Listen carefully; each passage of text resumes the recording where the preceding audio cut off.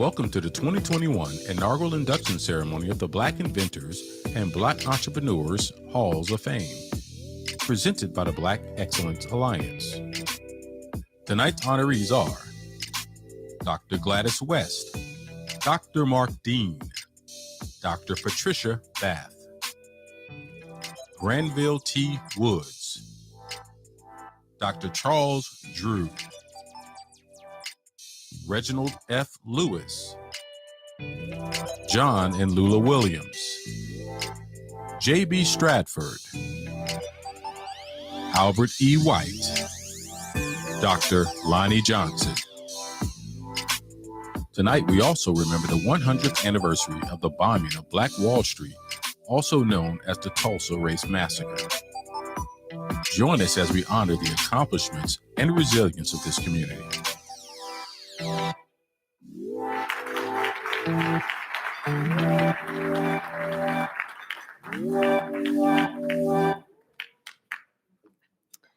Good evening, everyone. Gosh, what such beautiful people in this room. I'm loving this. Well, thank you all so very much for joining us for the Remembering 1921, Celebrating 2021 Induction Ceremony of the Black Inventors Hall of Fame and the Black Entrepreneurship Hall of Fame. My name is Amanda Chestang, and I am the Diversity Officer at the University of Tulsa. This past year, I have had the pleasure of collaborating with the Black Entrepreneurs Hall of Fame, the Black Inventors Hall of Fame, and the Black Excellence Alliance to host the Black Wall Street, the Past, Present, and Future of Black Excellence speaker series as a prelude to this evening's ceremony. It has been a true privilege to interview Black leaders, entrepreneurs, and inventors alongside Dr. Dale Caldwell. Please join me in welcoming Dr. Dale Caldwell to the stage.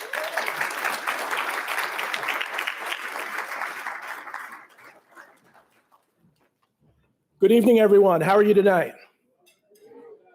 And we have millions of people in our audience live stream, so I want to welcome you as well. Again, my name is Dale Caldwell, and on behalf of the Black Excellence Alliance, I'd like to welcome you to the 1921 Greenwood 2021 Black Excellence celebration tonight. So first, as I talk, I'd like to call up Marie Espinazo from For Insight, our presenting sponsor. And so as I do that, I want to talk a little bit about why we are here and how we got here. So one of the things that people don't think about is that tonight, May 30th, is the last night, exactly 100 years ago, that the Greenwood section of Tulsa, Oklahoma, was the wealthiest Black community in the world. Tomorrow, 100 years ago, racist, white supremacists, with the collusion of the government, destroyed this through bombing and attacking by foot. So we're here tonight to remember the victims of that, but also to celebrate the excellence that was Greenwood. So I want to embarrass someone, that a fellow Princeton alum, John Rogers, and I credit John for us being here tonight. So it was October 3rd, 2019, and Craig Robinson, who was a great coach, but also Michelle Obama's brother, was organizing an event for Black Princeton alumni. And because I teach at Fairleigh Dickinson University, I was asked to do research on Black entrepreneurship. And so I did research, and the story of Tulsa moved me to tears. And I made my presentation, and afterwards, John was the featured speaker, and John probably doesn't remember that. We sat, and I was talking, and said, John, what about Tulsa? He said, Dale, you know, J.B. Stratford was my great-great-grandfather. And in that instance, I said, May 30th, 2021, we need to do something. And so I founded the Black Entrepreneurs Hall of Fame. I founded the Black Inventors Hall of Fame. You're going to meet the extraordinary executive directors. And really said, we need to do our inaugural induction ceremony on this night to really honor those individuals who are excellent. And some of them were the architects of the Greenwood section. So with that, John, I want to thank you publicly. You'll be up here later. And now I want to bring Marie up, who just has a quick word of welcome as the presenting sponsor. Please give her a round of applause.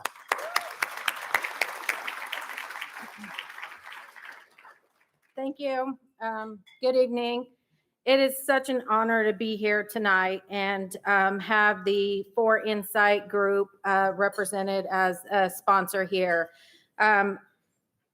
For Insight's mission is about connecting and empowering, especially frontline service workers and the staff. So we are starting at the bottom. We want to make a difference in those that are on the frontline staff every single day doing work. And so it's amazing to be here with so many like-minded individuals, people that are forward-thinking, and people that have the same ideas that the For Insight mission holds. So we look forward to working together. I want to thank Dale and his team for bringing us into this. And I really look forward to everything that For Insight can do to help out the communities, and looking forward to how everybody else here is going to help by remembering the past, being better in the present, but more importantly, making sure that the future generation has what it needs to be successful and explore all the same opportunities everybody else does.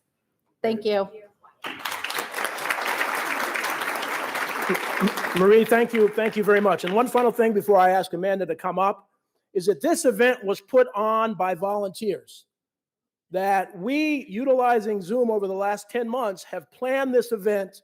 We actually met for the first time yesterday in person. So we've taken advantage of this and done this all with volunteers. So there's a real power in this. So Amanda, if you come back up. Thank you.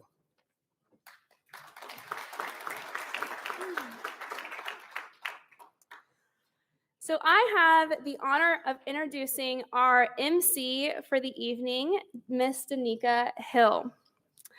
Danica Hill is a reporter and producer at Tulsa's News Channel 8. Danica is a Tulsa native and a graduate of Booker T. Washington High School. Upon completion, Danica received a bachelor's degree in broadcast journalism from Langston University in 2016. Danica then went on to work as a morning show producer here in Tulsa. From there, a reporter and anchor in West Texas before returning to Tulsa in January 2021. Danica's passion is seeking change by telling the stories of those who feel voiceless and sharing it with the masses. Please join me in welcoming Danica to the stage.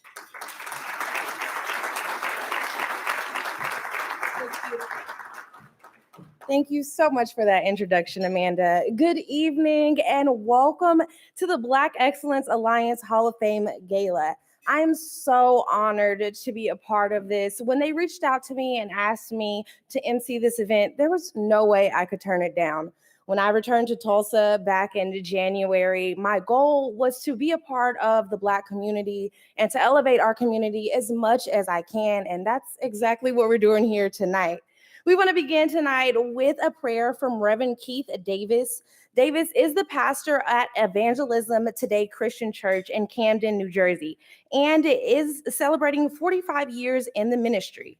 Davis is the president and CEO of Quinona Family Life, which operates the Camden Dream Center, a community development corporation that focuses on workforce development, STEM practice, and research. In 1987, he founded and grew a company in New Jersey that offered technology and security services. In 1992, he became a certified contractor with the U.S. Small Business Administration. And in 1998, he received the prestigious U.S. Small Business Administration Small Businessman of the Year Award. He is the director of the Camden Dream Center Technology Training School, and that school is a Cisco Networking Academy support and instruction training center and supports academies all around the world. Pastor Davis is also a member of the board of the Black Entrepreneurs Hall of Fame. Ladies and gentlemen, Reverend Keith Davis.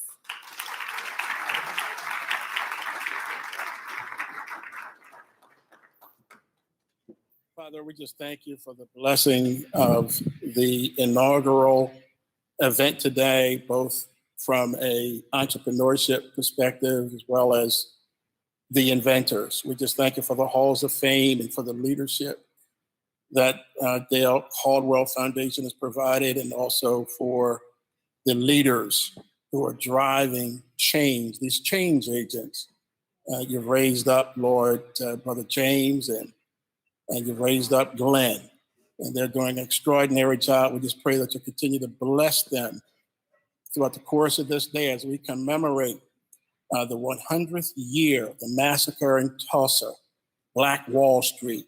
We just thank you for the legacy, Lord, and how today we're beginning to experience what it's like to live in the shadow of these great entrepreneurs and these great community leaders.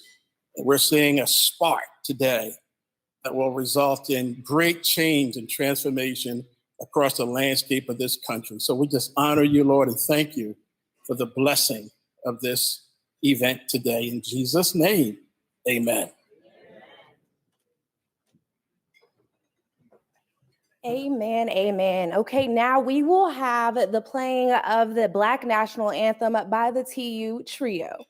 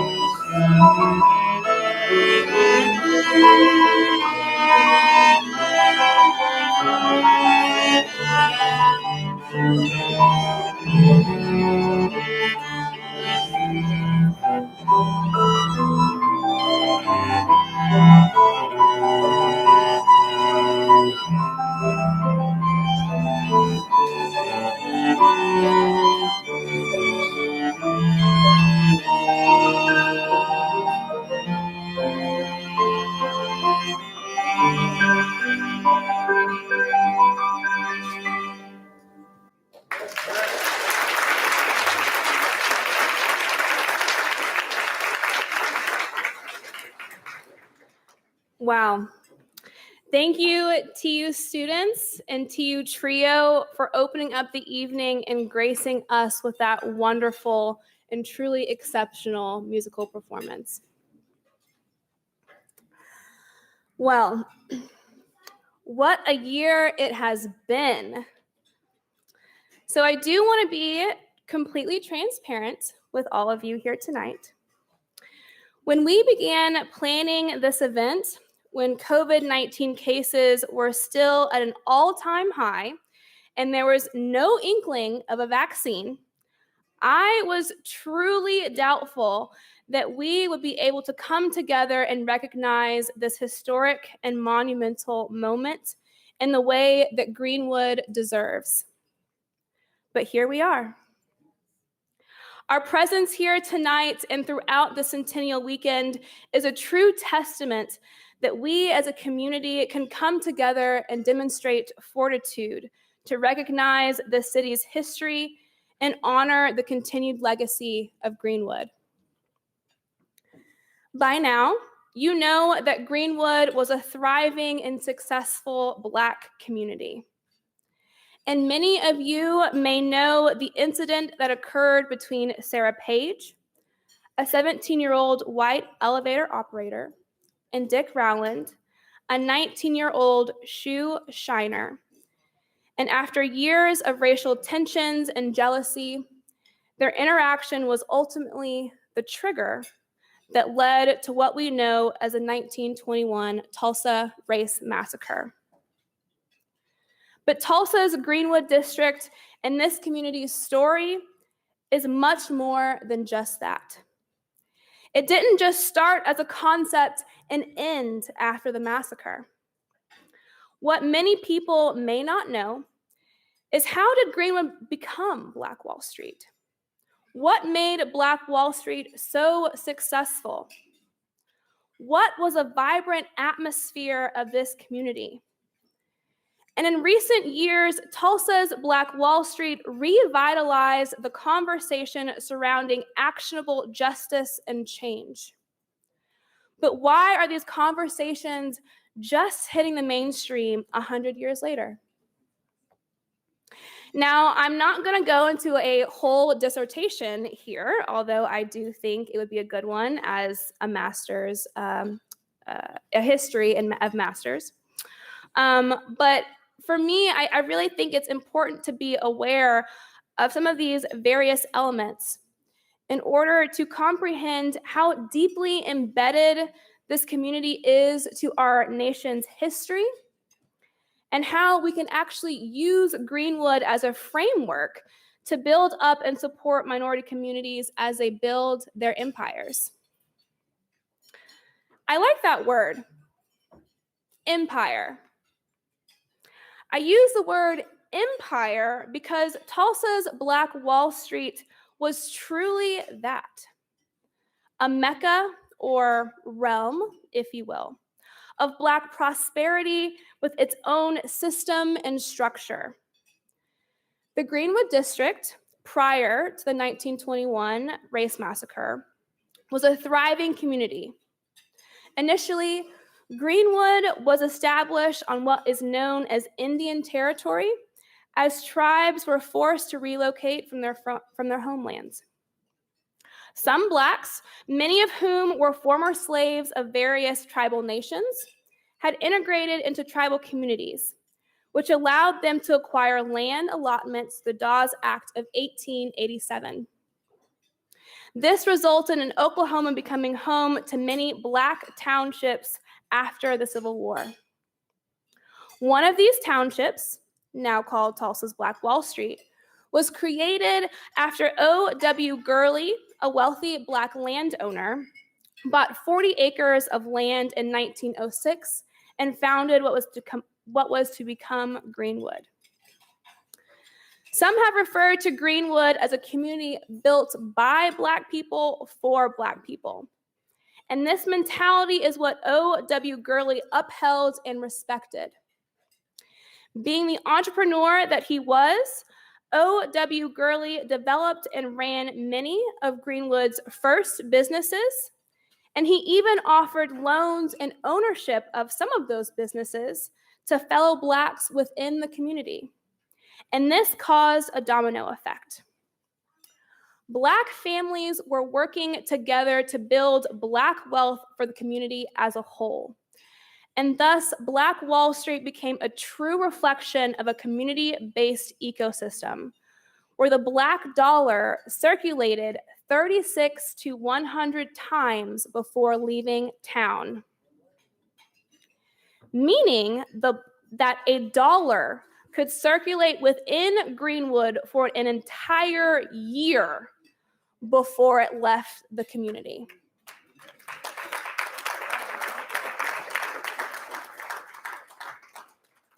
Now, compare that to the average 6 hours a dollar circulates within many Black businesses today. The Greenwood District was filled with over 300 Black-owned businesses, including offices, doctors' offices, lawyers, movie theaters, grocery stores, hotels, pool halls, banks, tailors, and they even had their own school system. The increasing wealth and success of Black Wall Street was a true manifestation of Black inventions, entrepreneurship, and culture. But as Black Wall Street continued to thrive, many in the local white community became resentful, which ultimately resulted in the destruction of this community. In 1921, our community was destroyed as a result of hate, jealousy, and racism. The Tulsa Race Massacre is still the deadliest and most destructive act of racial violence and domestic terrorism in United States history, according to the Greenwood Cultural Center. Audre Lorde, a distinguished scholar, states in Sister Outsider Essays and Speeches, "Guilt is not a response to anger. It is a response to one's own actions or lack of action. If it leads to change, then it can be useful, since it is then no longer guilt, but the beginning of knowledge. Yet, all too often, guilt is just another name for impotence, for defensiveness destructive of communication. It becomes a device to protect ignorance and the continuation of things the way they are, the ultimate protection for changelessness. Knowledge is what is key here. The wealth of knowledge and the dissemination of that knowledge is the beginnings of change. The world is watching Tulsa this weekend. The nation has been exposed to what happened here. But after visitors, cameras, and the news crews leave, Tulsans will still be here. Greenwood will still be here. And there's a lot of work that needs to be done. After the Centennial Weekend, we cannot forget the commitments that are made during conversations in hotel lobbies, meeting rooms, and event programs. We must hold each other accountable to the words and promises that have and will be made throughout this week. After this weekend concludes, the true test and illustration of commitment begins. We are past the time of performative change. We require true actionable change through awareness, recognition, and measurable written policy. This awareness, recognition, and written commitment is exactly what brings us here this evening as we induct prominent Black leaders into the Black Inventors Hall of Fame and the Black Entrepreneurs Hall of Fame. The continued work and the legacy of these individuals will not be forgotten, overlooked, or contested. We will remember the pioneers of Greenwood who laid the foundation for entrepreneurship and innovation. And we will recognize those individuals who stood on the shoulders of Black Wall Street leaders to provide us with the technologies and commodities we utilize today. And we ask that you join us in this work to promote Black excellence through education, employment, and entrepreneurship. Speaking of education, and to provide some additional context on this history and the current impact of Black Wall Street and its continuing legacy, let's hear from some University of Tulsa student leaders as they share insights and perspectives on their experiences learning about the massacre and how Greenwood influences the current social justice climate.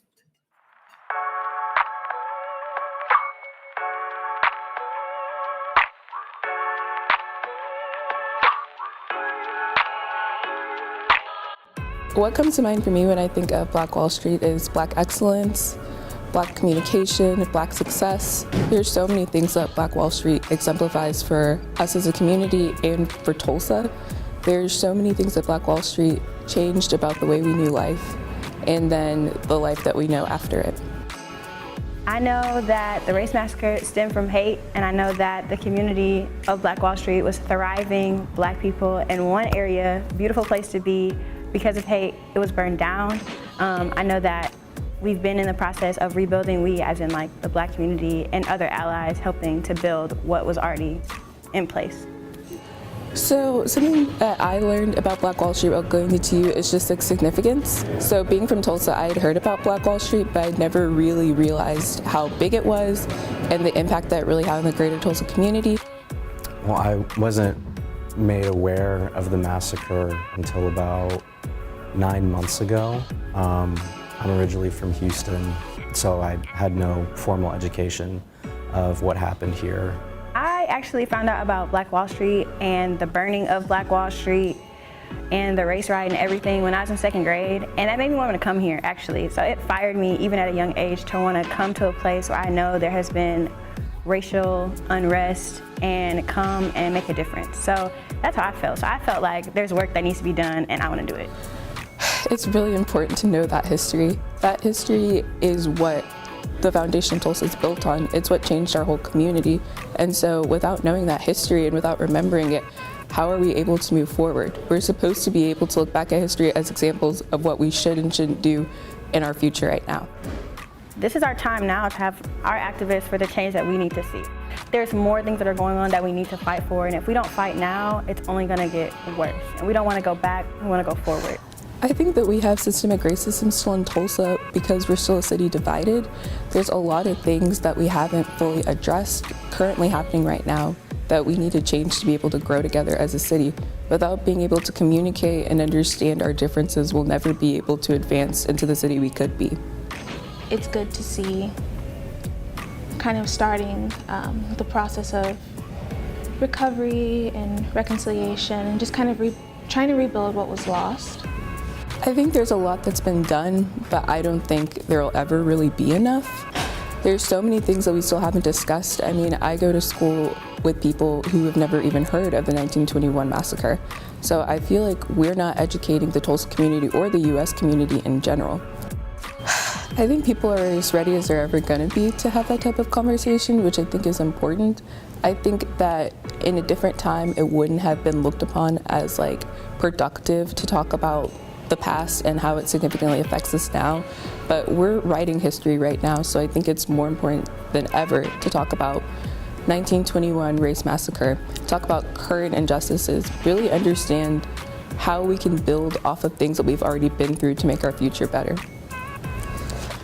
Go out, vote, create change in your own community, make sure you understand legislation, and make sure that your voice matters no matter what you do.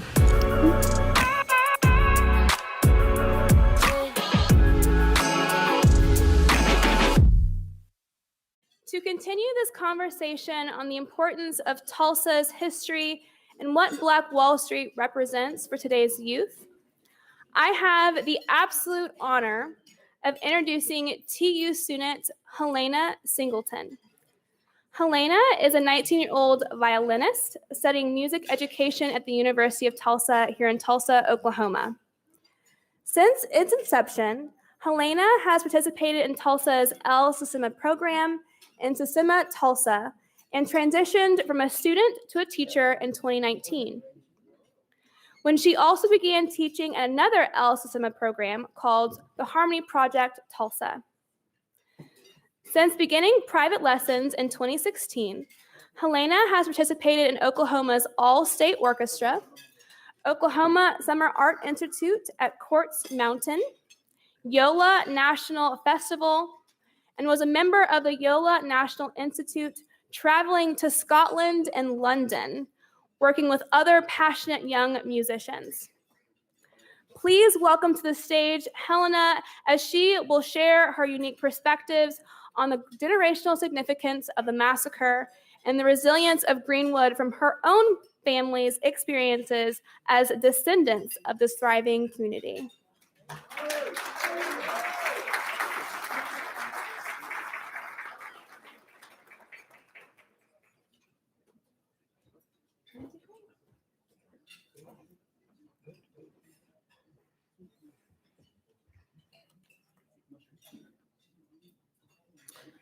Hello, I am Helena Singleton. I just finished my junior year at TU. I'm a music education major, and I'm the daughter of Dina Singleton, who's back here. My mother is Dina Singleton. she works in child welfare for the state of Oklahoma. She was born and raised in Tulsa, Oklahoma. She's the daughter of Daisy Rogers. My grandmother is Daisy Rogers. She was a secretary for the Oklahoma Highway Department for quite a while in her life. She was in the relocation department, and she was actually part of the process of putting in the interdispersal loop in the Highway 75 North, which went straight through the Greenwood district. She and many other North Tulsa residents tried to stop this, and it went through anyway. So I'm sure many of you might have even driven on it to get to this very event. No overpass was built, and it significantly cut off resources and access for those who lived in North Tulsa near the Greenwood district at the time. She was also born and raised in Tulsa, Oklahoma, and she was the daughter of Juanita Scott Perry. My great-grandmother is Juanita Scott Perry. She worked at the Hillcrest Hospital in the housekeeping department, and her son, Lewis, was the first Black baby born in that hospital. My great-grandmother, Juanita Scott Perry, she was born in 1919, born and raised in Tulsa, Oklahoma, and she was a survivor of the Tulsa Race Massacre. She was 2 years old when the Tulsa Race Massacre occurred.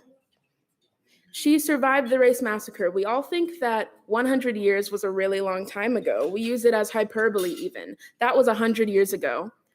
It wasn't. My great-grandmother survived the race massacre, and even yet, I knew her. She was my best friend when I was a child. My earliest memories are with her. 100 years is not that long. She was the daughter of Daisy and Jack Scott.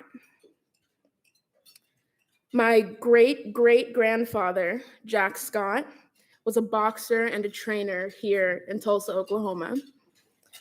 My great-great-grandmother, Daisy L. Scott, was a seamstress and a cartoonist for the Star newspaper, one of the Black newspapers in Tulsa at the time. She was actually the first Black female cartoonist, and as we know, and the officers that she worked at were destroyed in the race massacre. My great-great-grandparents had a house. They had 2 little townhouses and a grocery store, all destroyed by June 2nd, 1921. They received no reparations, as none of us have.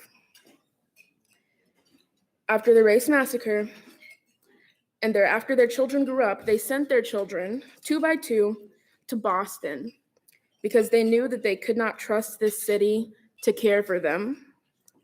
Many of them eventually relocated back to Tulsa, Oklahoma, because of course they would have wanted to think of Tulsa as their home, and they should be able to. They should have always been able to, but unfortunately, that was not the case. Growing up, I didn't know, or at least register, that the Tulsa Race Massacre wasn't widely known or widely talked about for most Americans until pretty recently. I didn't know that it was a touchy subject until very recently, because for many of us, it's not allowed to be. It was always talked about in my family, and my family didn't get to treat it as a touchy subject, or my family didn't get to ignore it, because for us, it's simply our family history. Again, 100 years may seem like a long time, and it's not. The effects have still been felt today. Reparations have still not been paid today. And I've heard some say that memory is reparation. And of course, we must remember, but more importantly, we must listen and we must act. So I would like you all to think about that going forward. Thank you very much.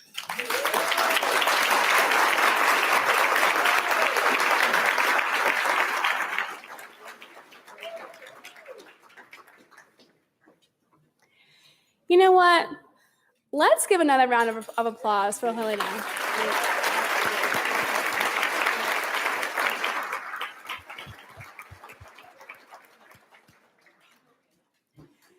Thank you so much for sharing your story and your family's legacy.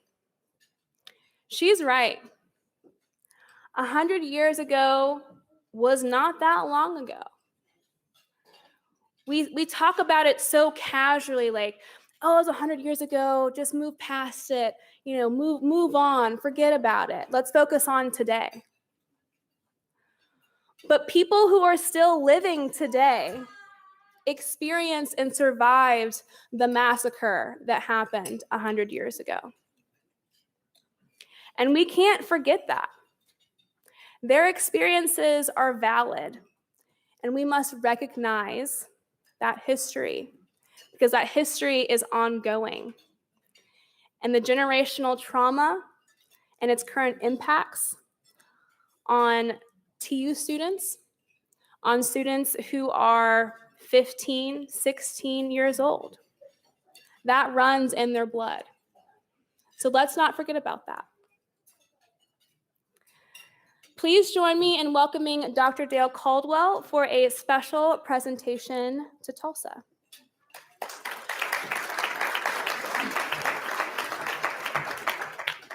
Thank you, Amanda, first for your powerful words. And the young people, it's just so heartening to see young people carrying on this history and understanding what this is all about and the significance. And as I said, as we talk to the live stream audience, this is a big deal. This is important American history. So while I'm talking, is Dwayne Majette or Dr. Jed Porter here? If you're here, please come up to stage. Come up on the stage. One of the reasons that, and as we talk about a Hall of Fame, there are a lot of award ceremonies, and award ceremonies are important, and I love award ceremonies, but they're really not permanent. And what happened as, even with this race massacre, people tried to erase the history.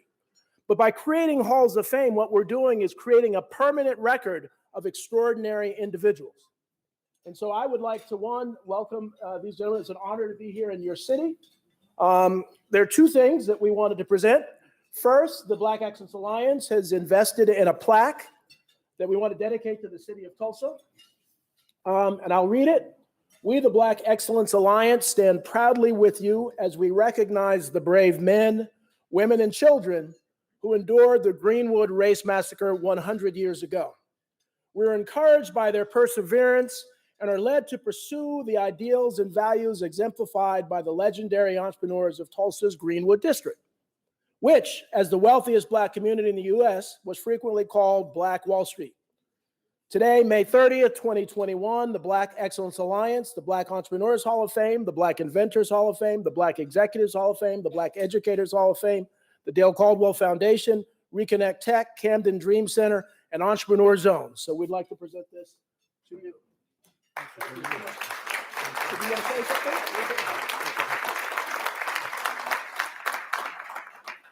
Second, we found out that you have the same passion for Simon Barry here, and an extraordinary example of Black excellence. And so we are presenting this Distinguished Humanitarian Award to you on behalf of Simon Barry on Greenwood's Tulsa's infrastructure transportation. You want to say something about that? Congratulations. Good evening. And first I want to say, Mr. Caldwell, that you moved me by your remarks earlier, noting that today, May 30th, was the last time Black Wall Street actually existed. And it reminded me of the resiliency of the people of Greenwood, of Tulsa, the African Americans, because after that tragic event, their resiliency, they rebuilt. They rebuilt. Prejudice didn't leave. Racism still exists. They were being, they had to fight all the way, but they rebuilt. And this is what moves me today, seeing this through this event and the young people that are here. So thank you very much. I appreciate you even mentioning that, because that's a truism that I will keep with me forever. First, I would like to say thank you to the Black Excellence Alliance and the University of Tulsa for inviting me to be a part of your Hall of Fame ceremony. I want to also say thank you for honoring Mr. Simon Berry and the lasting impact he's had not only on Tulsa's African-American community, but the city of Tulsa. I grew up knowing about Mr. Berry, and that he was a Black man that owned a number of businesses, like the Jitney Service, a bus line, charter plane services, and other businesses. I also knew that Mr. Berry cared about his community, his people, his growth. Mr. Berry provided services that the people needed, notwithstanding being in a segregated environment. It was illegal for Blacks to even ride the bus during that time. However, what benefited me most about his development, about his accomplishment, was the development of a park in what we call the Henry Addition. And we grew up calling it Berry's Park. This is Berry, we're going to Berry's Park. And Berry Park, as the community knew it, was one of two parks where we as kids could go play. The other one was King Park on Greenwood. And it was sometime during the late 60s and early 70s that we realized, myself included, that the park, and we realized that when the park department put a big wooden sign up in front of the park, of our Berry's Park, and it had its official name, which was Lincoln Park. And that just kind of blew us away, because we grew up with Berry's Park. Well, why is it Lincoln Park? Later, I learned that it was against the law to name a park after a person of color like Mr. Berry. Now imagine that. That's why this public recognition of Mr. Berry and his many accomplishments through his life for this community means so much to me as a native Black Tulsan who knew and learned of the lasting legacy that Mr. Berry left all of us. So again, thank you so very, very much. I appreciate that in the honoring of Mr. Berry. Thank you. Just want to thank you. They're just wonderful representatives of the city. So before I turn over to Nika, I want to recognize some of our celebrities here are going to come on stage because they're part of the families receiving awards. But we have the honor of Congresswoman Sheila Jackson Lee from the Houston area. Sheila, thank you for coming. Thank you. And another honor, Benjamin Crump, who is the lawyer for the George Floyd family.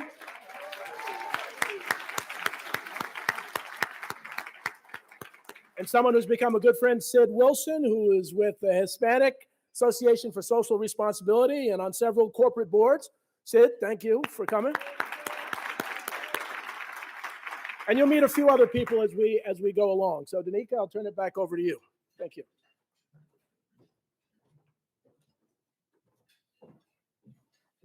All right, guys, we are here to honor some outstanding Black people, both living and those that have passed on, and to introduce those inductees to the Black Inventors Hall of Fame. I welcome Mr. James Howard to the stage. Mr. Howard is the executive director of the Black Inventors Hall of Fame, and he says that this moment is important to him because for far too long, the story of African-American inventors has been sequestered, but sequestered no more. Mr. Howard is here tonight to present to you 6 new inductees to the Inventors Hall of Fame, beginning with 3 legendary figures from the past. Ladies and gentlemen, Mr. James Howard.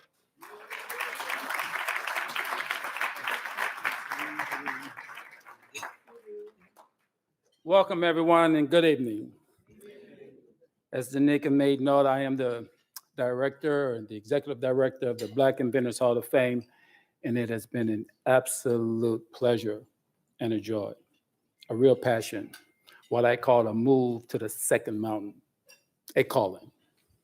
And I've been called right now to inform you of something very important about a certain year. That year is 1941. You see, in 1941, George Washington Carver was dubbed by Time magazine as the Black Leonardo. Bite on that, 1941. Yet 75 years later, that same magazine would not give mention to Carver as they listed their top 100 American inventors over the past 100 years. Which begs the question, if our best isn't good enough, then what is? Then what is? You see, Carver is one of 6 charter members, right, that forms the basis of the Black Inventors Hall of Fame. He is joined by Louis Latimer, inventor of the carbon filament light bulb, by Elijah McCoy, whose auto-lubricating oil cup transformed the railroad industry. Those guys are joined by Sarah Boone, who put the Murphy in the Murphy bag before Murphy did. All right? Remember that. And those 4 joined by Benjamin Montgomery, who, as a slave to Jefferson Davis, invented a steamboat propeller, but was denied a patent because he was Black, and slaves were not allowed to own patents. And bringing up the rear is Onesimus. Onesimus. The 1721 African slave who plain and simply folk invented vaccines, all right? He invented vaccines. That's right, let's get an applause for that. He gave the world his first vaccine, yet credit is given to an Englishman by the name of Jenner 70 years later. Okay, so these 6 make up the charter membership of the Hall of Fame. And these remarkable inventors will be joined tonight, as our MC made note, by 6 other inventors, beginning with the 3 from the past and 3 from the present. But before I share the new inductees with you, I'd like to introduce you to Brother Keith Holmes. He is the leading authority and author of the best book on Black invention, titled aptly Black Inventors. His book took over 20 years to complete. As research, he researched all over the world, and he identified close to 2,000 inventors in over 70 countries, all Black. And he has a special message for you on just why this moment is important. Let's hear from Brother Keith Holmes. Good evening, Professor Howard and the BEA family. Thank you. I'm honored to have the opportunity to introduce to you the first of many to come, the inaugural Black Inventors Hall of Fame Induction Ceremony. It is fitting that it has come under the backdrop of Tulsa's Greenwood Past. Each of the inductees tonight embody the very essence of innovation and entrepreneurship that those great men and women of Black Wall Street shared. I am going to take a few moments to explain to the audience why this moment is so special and very much needed. Let's be very clear. Innovation and inventions by Black men and women have generated hundreds of billions of dollars in revenue, provided millions of jobs globally. Over 30 years ago, I attended an event in Brooklyn, New York, called the African Street Festival. Here, I picked up a book titled Black Inventors of America by Burt McKinley. Reading this book was gold, and it left me hungry for more information. Shortly after, I met with my mentor, Dr. Raoul Neffer Ahmed, and it was he who advised me to write my own book about Black inventors. This conversation sparked a 20-year odyssey full of research findings of over 15,000 innovations and inventions by Black men and women from over 70 countries and 5 continents. This includes finding innovations, inventions, patents, and trademarks by such notables as Muhammad Ali, Dr. Patricia Bath, Dr. George Washington Carver, Sarah Good, Whitney Houston, LeBron James, Michael Jordan, Lewis Lattimore, Bob Marley, Frederick McKinley Jones, Elijah McCoy, Madam C.J. Walker, Serena and Venus Williams, just to name a few. Our research had cited that the first African-American, Henry E. Baker, a United States naval attendee and patent examiner who documented hundreds of inventions by Black men and women. His research opened the door to the idea that people of color were inventing and filing for patents on a global level. Over the last 500 years, Black people from Africa and their descendants have fully participated in the development of the world's agriculture, building and construction, business, computers, medical, music, sports, transportation, and scientific innovations, just to name a few. Without these innovations, inventions, and labor-saving devices, civilization as we know it cannot exist and flourish. It gives me great pride and an honor to be a part of a ceremony with historic significance to acknowledging Black excellence through invention and innovation. I will leave you with this quote: people who think they can change the world are the ones who do. And I might add, a big component to inventing is your imagination. Thank God and thank you. Tonight, I am honored to make the very first inductee an individual that, to me, becomes the poster child for Black invention. To me, becomes the individual that I think best exemplifies genius, best exemplifies education, best exemplifies persistence. And this brother is the only man on the face of the earth who faced Thomas Edison, a man who made that 100 greatest inventors of American history front cover. He beat Thomas Edison in court not once, but twice for claiming his invention. Let's get an applause for that. Granville T. Woods, they called him the Black Edison. He was the first African-American mechanical and electrical engineer after the Civil War. He was self-taught. He concentrated most of his work on trains and streetcars. One of his notable inventions was a device he called the synchronous multiplex railroad telegraph, a variation of induction telegraph which relied on ambient static electricity from existing telegraph lines to send messages between train stations and moving trains. As I told you before, he fought off Edison twice in court and won over his induction telegraph. His work assured a safer and better public transportation system for the cities of the United States. He also invented and patented tunnel construction for electric railroad systems, and in fact, was credited, listen to this, with helping to shape the New York City transit system. And I'm telling you, I'm from Jersey, so I can tell you firsthand just how complicated a task that was, okay? And in 1884, Woods received his first patent for a steam boiler furnace.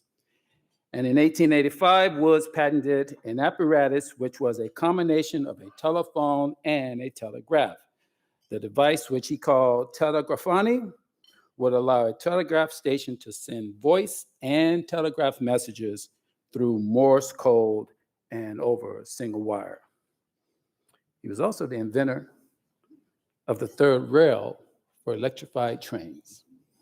You see, now I've been thinking to myself, why is it important for me to make him my very first official inductee? But I went a little bit beyond just answering that question. I bartered with an industry partner by the name of National Inventors Hall of Fame, right? Who in 1973 started a Hall of Fame and took 17 to 19 years before placing their very first Black inventor into their Hall of Fame. But as the sister made note during the Collegiate Challenge, Ms. Shannon Wright with her song, people, a change has come. A change has come. And they now have numerous Black inventors. And I am privy to some information that I won't share with you right now, that more are coming. Amen. More, way more are coming. So it is my absolute honor to have Mr. Granville T. Woods come up. And ladies and gentlemen, listen to this. I could not think of a better person to step up right now, because if Granville T. Woods comes up and step up, I'm gonna get out of this room because he's been gone for quite a while. But I cannot think of a better person to step up right now to receive the Woods Award than a Mr. George Smith. You see, he is a much accomplished engineer himself and the founder of NSBE, right? The National Society of Black Engineers. And in 1975, he and 5 other engineering students got together and formed the National Society of Black Engineers at Purdue University. And George affectionately referred to the group as the Chicago Six. There's a movie coming out of that, George. Trust me, if they can do a Chicago 7, they can do a Chicago 6. All right. So George, why don't you come on up and accept this award?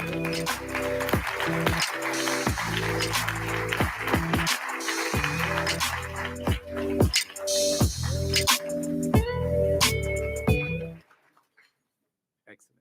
And I've asked Mr. Smith to share a few words with you. Well, I want to, first of all, thank you for inviting me. This is quite an honor to be asked to come up here and accept this award in the name of Granville T. Woods. Granville T. Woods is one of my superheroes. I became interested in the stories of Black inventors when our grandson was in first grade during Black History Month. And I could just tell that the discussions about the Underground Railroad and so forth were a weight that he was carrying. And so during the course of our conversation about the Underground Railroad, I said to him, did you know that there was a boss who was an inventor, and his name was Thomas Jennings, and he became wealthy because he invented the dry cleaning business. He is in the National Inventors Hall of Fame, and he was a funder, an abolitionist and a funder of the Underground Railroad. And I tell you what, if you could only have been sitting at the kitchen table with me to see my grandson's body posture change when he heard the story of, and he was kind of slumped down, he sat up straight, his chest stuck out, and he began to smile. And I knew at that time that this is what we need. Thank you.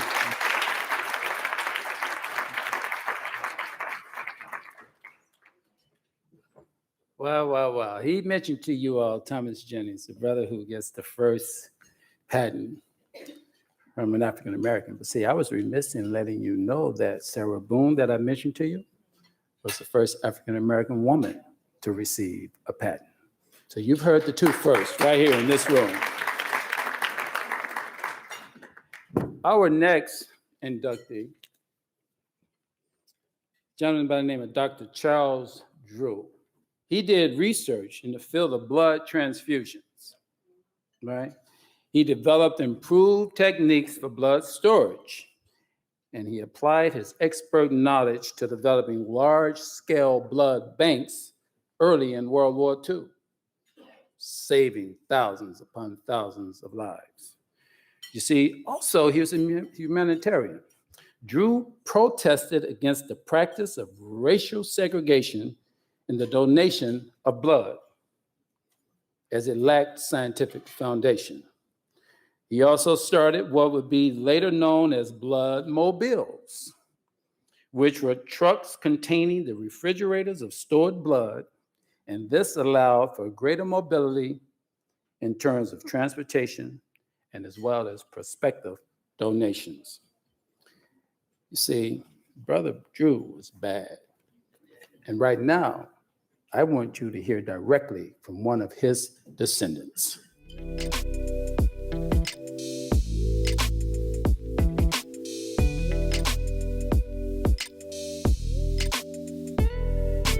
Hello, my name is Valerie Drew.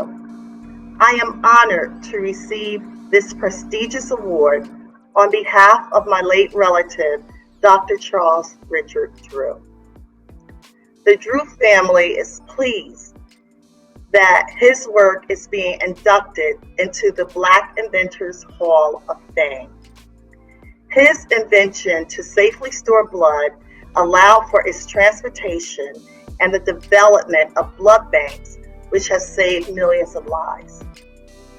He was the first African American examiner on the American Board of Surgery. Today, Dr. Drew's name is honored by more than 12 medical schools and institutions of higher education and numerous K-12 schools. The Drew name is a symbol of excellence. As an African American Wall Street executive, I would like to comment on the 100th year mark of the Black Wall Street bombing. Ignorance, jealousy, and racism destroyed buildings. Education, determination, and excellence is why Black Wall Street not only exists, but will continue to thrive. On behalf of the Drew family, we thank you. I challenge you to be excellent.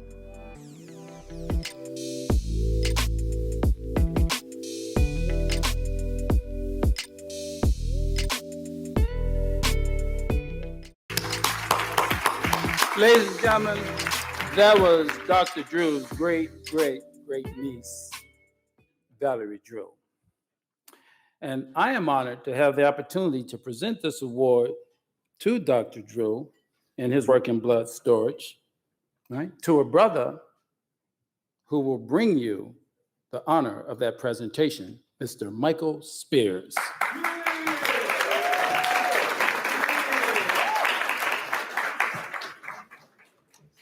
Hold on. And Mr. Spears is going to explain to you why he is right here now taking the mic.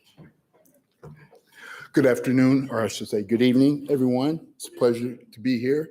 I'm Michael Spears. I came to you from Houston, Texas, the home of Sheila Jackson Lee currently.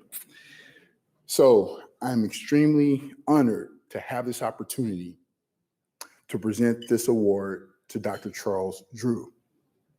Now, his work in blood storage has influenced me personally in the development of my own invention, which is a surgical tool called the Spearcision. Okay, explain to you a little bit about the Spearcision. It is a one-of-a-kind portable electrosurgical medical device that cuts, cauterizes, and ablates without the need of a grounding pad. Okay. Furthermore, not only does it cut, but it cuts without creating blood. That's correct.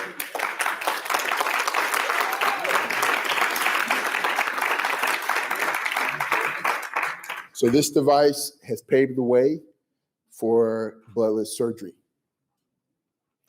So I would love for each and every one of you, when you have an opportunity, to go out and YouTube the word Spearcision, which is spelled Spearcision.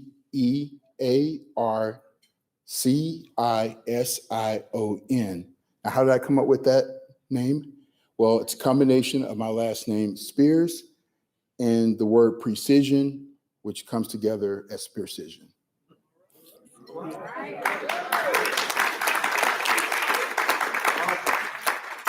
So, and now I would love to have the pleasure of presenting this award to Mr. George Chastain.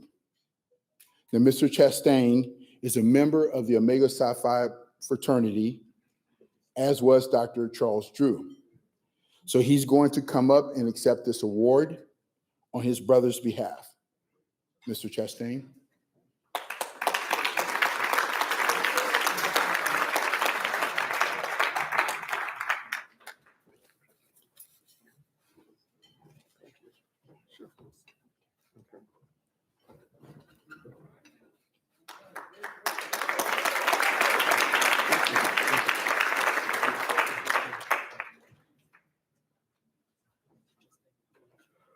Thank you, Mr. Spears, for that invitation. Thank you so much, everybody, for coming out tonight. Dr. Charles Drew saved millions of lives with the invention of blood plasma, blood transfusions. Sadly to know, guess what he died of? Dr. Charles Drew died after inventing blood transfusion of a denial of blood transfusion. That's why he died. So on behalf of the, Dr. Charles Drew's family, members of Omega Psi Phi fraternity, I put that plug in there. I humbly accept the award for the Drew family. Thank you.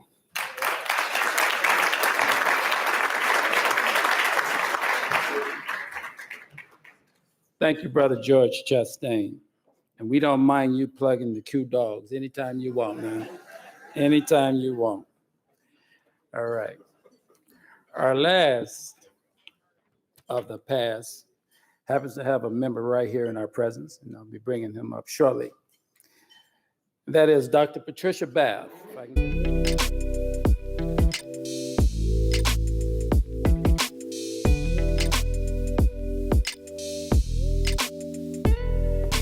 You see, Dr. Bath is an ophthalmologist, inventor, humanitarian, and academic.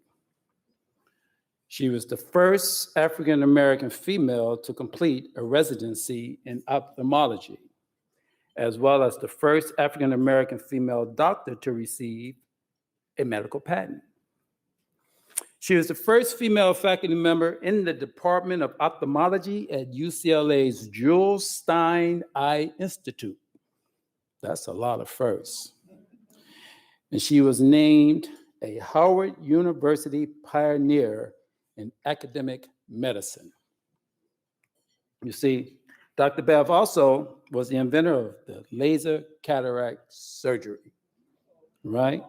For designing a product called the Laser Phaco Probe. And she was able to restore the eyesight of individuals who have been blinded for more than, listen to this, 30 years. Amen. And now, coming to you from California, we bring you Mr. Nick Brandon, and he will be accepting the award on behalf of his cousin, Dr. Patricia Bath. Mr. Brandon.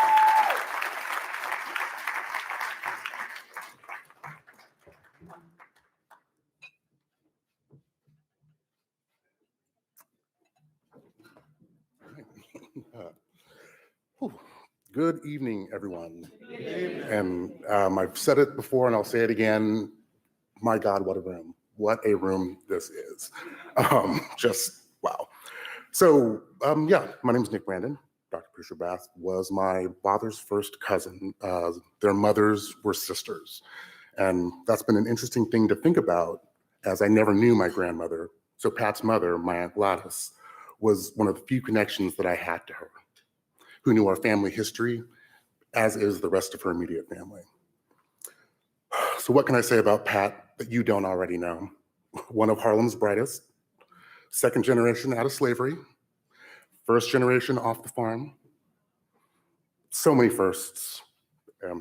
We've heard some of them, so I will not repeat, but first woman member of the Jules Stein Institute, and the list goes on and on.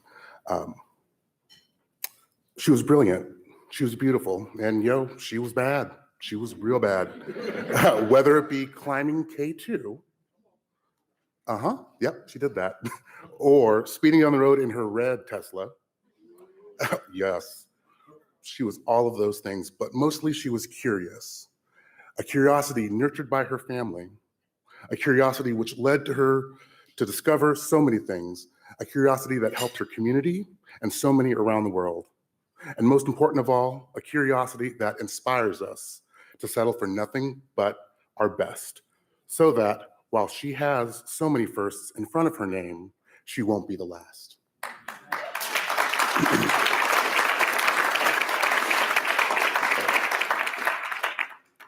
It's been 2 years, actually 2 years to the day since we lost Pat.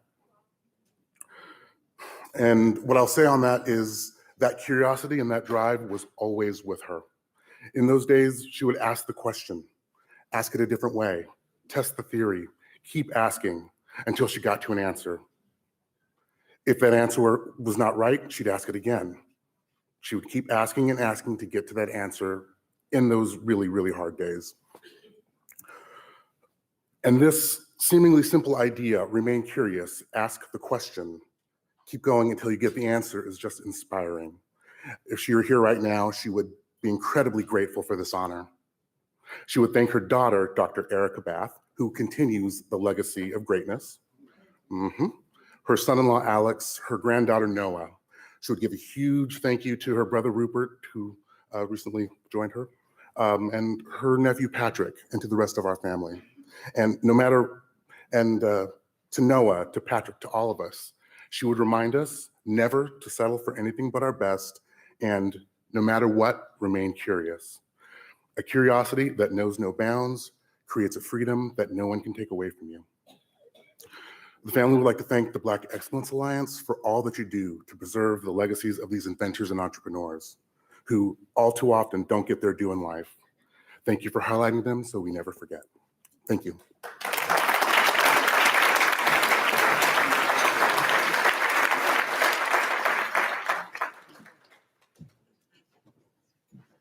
Wow, wow, wow. What some amazing people that we've just heard about. I've always said that one of the reasons I love my job is I get to learn something new every single day. And I feel like sitting over here, I just learned so much about our history. Now we want to move on. Let's give another round of applause for all of those inductees that we just heard.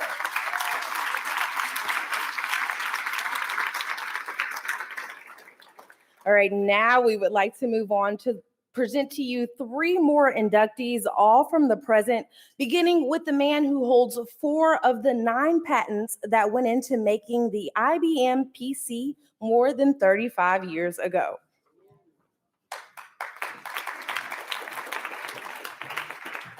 Thank you, Danae. Appreciate that. Now, see, I kept you guys in suspense. I told you I made a wager with the National Inventors Hall of Fame regarding Granville T. Wood's trophy, but I didn't tell you what that wager was. You see, that wager is that trophy with his name on it will be the first artifact to be used in their Black exhibition hall due to open up this August and curated by none other than yourself. All right? Right here, than me.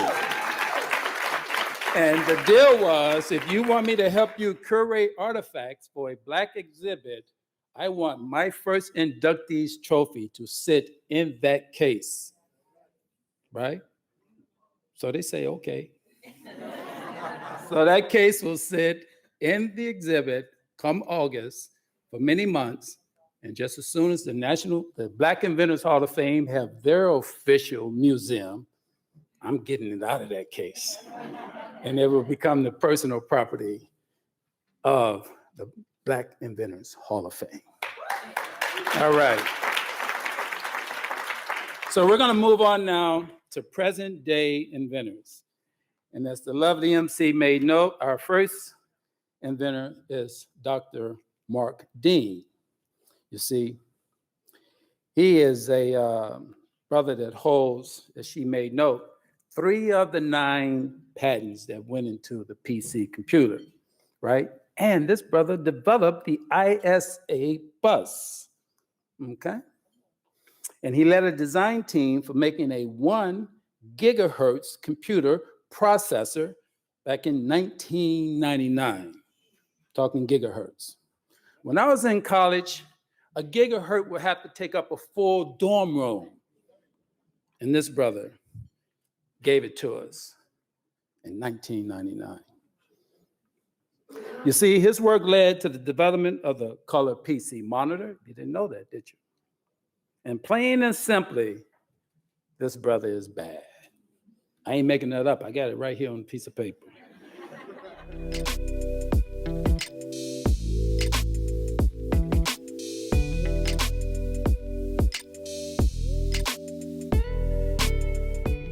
Good evening, Mr. Howard. and the Black Excellence Alliance. It's a great honor for me to accept this award provided by the Black Inventors Hall of Fame. It is a privilege to be counted among the present-day recipients. I stand proudly alongside such legendary Black inventors like Elijah McCoy, Lewis Lattimore, and George Washington Carver. My success came from the guidance and support I received from my parents and grandparents. Their love and confidence in me put me on the path of creativity and innovation. I love knowledge, discovery, and building new things, especially things that help people enjoy life. Again, thank you, and may God continue to bless the important work of the Black Inventors Hall of Fame and the Black Excellence Alliance.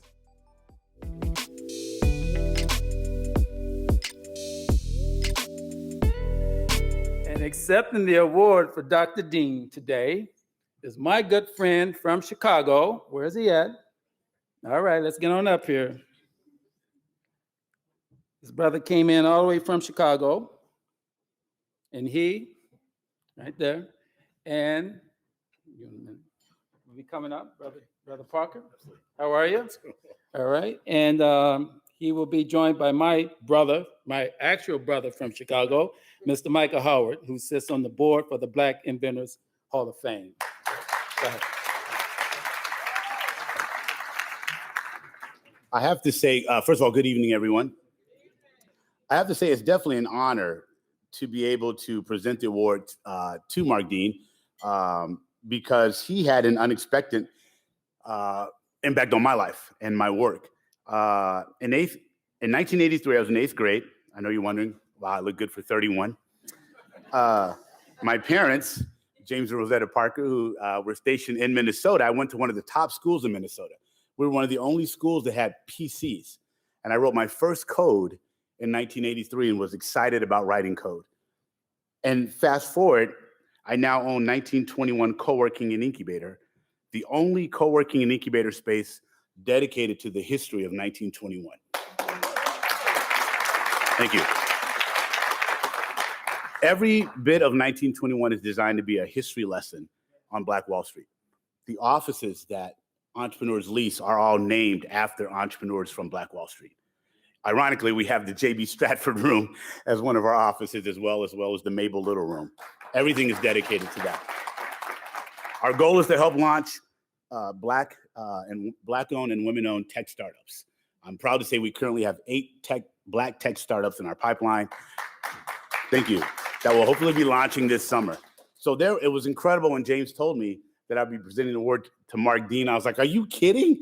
I know him. I mean, not know him, but it was an honor. It was just incredible how things lined up in that regards. And so I'm very excited to present the award to Mark Dean, I apologize, to James's brother, Michael, on regards to that. Thank you very much.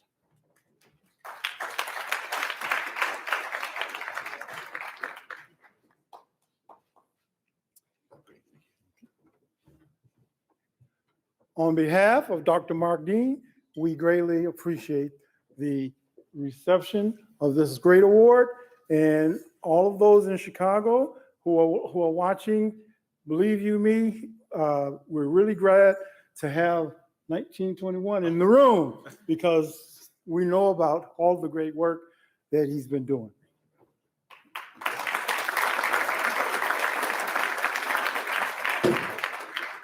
Now, our next awardee happens to be one who would have perhaps had some difficulties traveling because of her advanced age. But this is the reason why many of you were able to tune in to your GPS today and find yourself to this location, plain and simple. And many of you have enjoyed the privilege of speaking directly into your phone and asking for directions. And we credit the sister here. And the next time you do either of those two things, ask yourself who made this possible, right? And your answer will be Gladys Mae West, a Black woman, a hidden figure of 91 years of young age, right? But a hidden figure no more. She is now exposed, and we as a community of color could not be any more ecstatic. She was born in Sutherland, Virginia in 1930. Dr. West earned her master's in mathematics degree in 1955, and she was a lifelong mathematician. West led a special team on the mathematical modeling of the shape of the Earth, and her work on the development of the satellite geodesy models were eventually incorporated into the GPS system that you use daily today. Now, West was also inducted into the United States Air Force Hall of Fame in 2018. And today, I get the privilege to bring to you a recorded video of a living legend, Dr. Gladys West.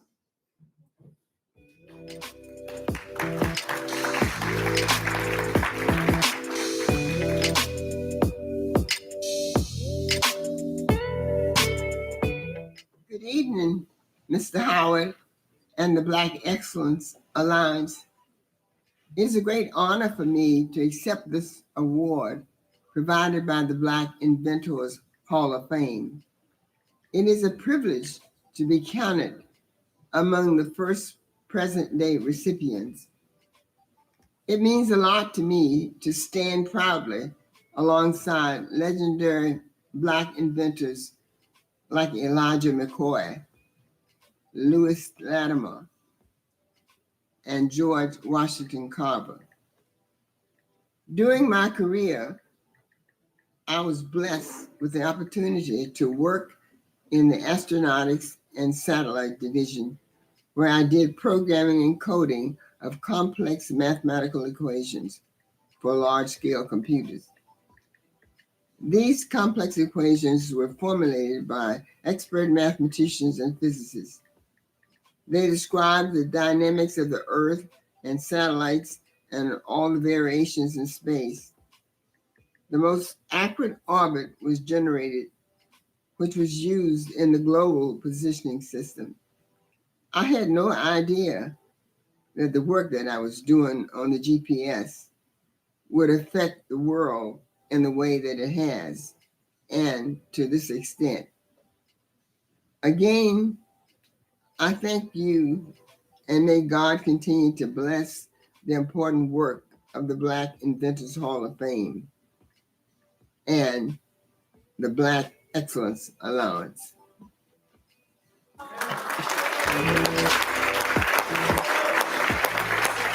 I heard a few oohs and ahs out of that. I got that when she sent that to me about a month ago. So beautiful. And now I'm going to call up to the stage members of the AKA sorority who have made a commitment to come up and accept this award on Dr. West's behalf because she is an AKA. So if we can get the AKA members up here, please.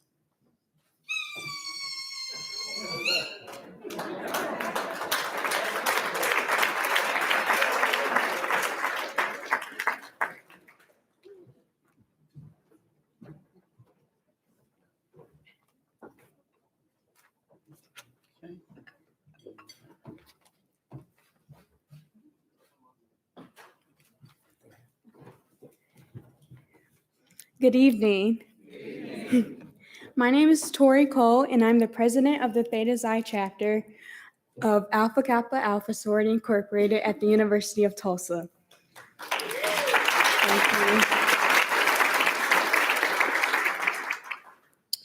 On behalf of Dr. Gladys West, we would like to thank you for inducting a phenomenal woman into the Entrepreneurs and Inventors Black Hall of Fame. As members of Alpha Kappa Alpha Sorority Incorporated, the Theta Xi chapter at the University of Tulsa is exceptionally proud of our sorority sister, Dr. Gladys West, for the honorable mathematical work that she has done for the community and the world. Dr. West's performance as a mathematician led her to numerically shape the model of the Earth and the development of the satellite geodesy model, which was later incorporated into the global positioning system. To say that she is an accomplished scientist would be an understatement, because her work has changed how people all over the world navigate through the world. We are thankful for the trail of broken barriers that Dr. West left behind her as a Black female scientist, and even more grateful for the road that she has paved for present and future scientists. Thank you.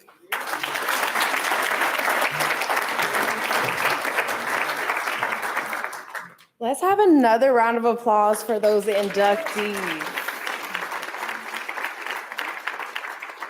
So not only have I learned a ton of history just now, I'm inspired. I'm trying to figure out what I can invent now. All right, ladies and gentlemen, we will now enjoy sounds from the saxophone played by Braylon Dedman.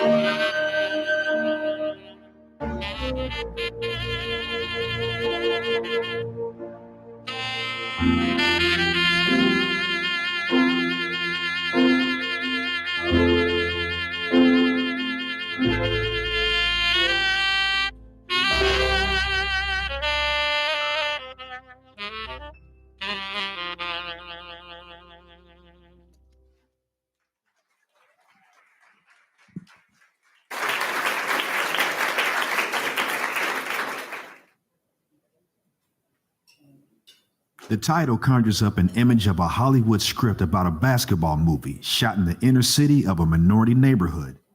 But that account couldn't be any further from the truth. The toy and game industry is a $33 billion industry.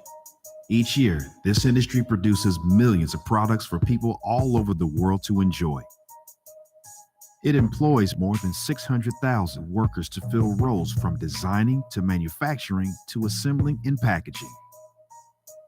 In the creative space, the industry employs more than 1,000 designers and creatives, of which Black product designers account for less than 1%.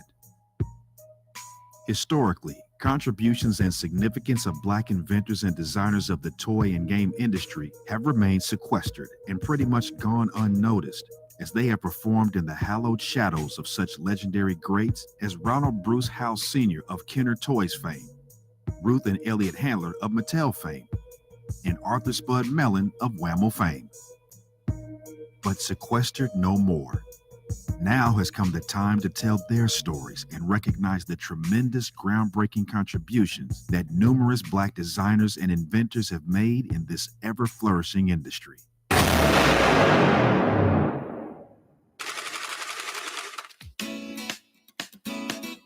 You are CEO of your own business. The most successful game I've created is a card game called Phase 10. The Entrepreneur Game, a fun, educational, and interactive game for the whole family. I'm Lonnie Johnson. I'm a nuclear engineer and the inventor of the Super Soaker water gun. We're here with Charles Harrison, industrial designer from Chicago, Illinois. Well, this is our opportunity to teach our children now. Show them that the skills and the talents that they have can be developed into a product and they can be an entrepreneur. Black Inventors Got Game is about 4 African-American inventors and their groundbreaking contributions to the toy and game industry. Most African Americans that I've run across who love or play Phase 10 are totally surprised to hear that an African American or Black person is behind it. When I was coming up, I've had people tell me that I wasn't going to be anything. There really was an unwritten policy against hiring African Americans at the time. I'm hoping that a lot of the owners of these companies realize that they wouldn't be where they are today if it wasn't for the African American community. My fellow engineers at the time, who were some of the top engineers in the country, obviously, were telling me, "Oh, that won't work, Johnson." Solved the problem, got it working, got it on the spacecraft, and I kind of felt, well, I'm a rat. When I was growing up, as a teenager, as an adult, I had no idea that I would be an inventor, and no idea that whatever I would invent would be successful as well. When I started with Phase 10, I didn't have the money, certainly didn't have the education. I knew nothing about bringing a game to market. When I walked into Kmart's headquarters, which was the largest retailer in the country at the time, I didn't know that this was extraordinary. One of the things I think about is the impact that he's had on other designers and really other young people of color. He firmly believed that part of his work was to help us to have a better shot at being successful at what we're doing, whatever it was that we were pursuing in life. My life was surrounded, I guess, by many of his creations, be they designs or something that he'd fashioned on his own at home. The general public doesn't know this, but even though Lonnie is one of the most successful toys in the world, he was never listed as a successful toy inventor in the annals of toy inventions until recently. There was, significant amount of racism that he encountered. Me and two other students from my school, we were the only Black students there in the entire competition. And you can imagine this was at the University of Alabama in the 60s, just a few years after Governor Wallace had stood in the door saying no Black students would come to this school. There's just so much potential, and I think that we should be more connected. So I'm hoping that this game will connect the world. Such a, we'll say iconic toy of its era. It's a signature thing. So no matter where you come from or what you have, you can take what you have in your hand and create something special.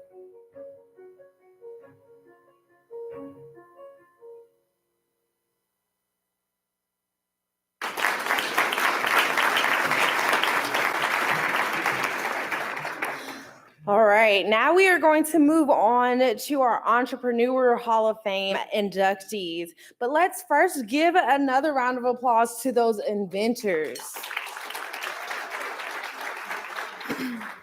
Black entrepreneurs have made a significant impact on the American economy since 1865. Blacks have operated a diversity of enterprises from across the spectrum of industries, from banks to funeral parlors, industry companies, and manufacturing plants and beyond. Today, we are celebrating trailblazing pioneers who helped elevate our community and encourage a new generation of Black entrepreneurs.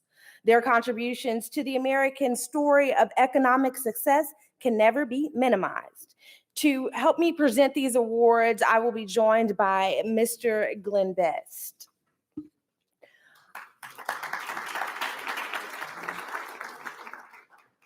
Our first inductee is known as one of the most successful entrepreneurs of the Greenwood District in Tulsa, Oklahoma. But he was also known for his relentless pursuit for radical equality. The very journey to Tulsa in December of 1908 was fraught with danger as J.B. Stratford and his wife were removed from the train and arrested for violating Oklahoma's Jim Crow laws. Despite this traumatic introduction to Oklahoma, Stratford was determined to be successful. Stratford, along with his business partner, O.W. Gurley, began investing in properties and building rental homes in Greenwood. His most well-known property was the famous Stratford Hotel, which in 1918 was the largest Black-owned hotel in the country. Over the next 18 years, J.B. Stratford amassed a sizable fortune and helped anchor a thriving Greenwood economy. Stratford was an attorney and not only a businessman, but an outspoken advocate for the rights of Blacks and accountability. He often confronted lynching mobs and at grave risk to himself. He also gathered other armed Black men to serve as barriers between their intended victims. Stratford's selflessness, it came to a head on May 31st, 1921, when he gathered other Black men to prevent 19-year-old Dick Rowland from being lynched by a white mob. Following a confrontation between the Black men protecting Rowland and the white lynch mob, Greenwood was attacked, leaving a wake of death and destruction of an eternity community and devastating Black families for generations. The Stratfords barely escaped Tulsa to make his way to Chicago, despite Tulsa's attempt to imprison him. Ever the entrepreneur, Stratford established several other businesses in Chicago, but was unsuccessful in opening a hotel as he owned in Tulsa. As he stated in the Tulsa Star in 1918, "To be a man has become my lifelong desire. To be endowed with all the rights and privileges that any other citizen of the nation has is a question which has agitated the Afro-Americans since the day of Reconstruction." He continued to strive for these rights until his death in December of 1935. Ladies and gentlemen, accepting the award on behalf of J.B. Stratford's family is Royal Stratford and John Rogers.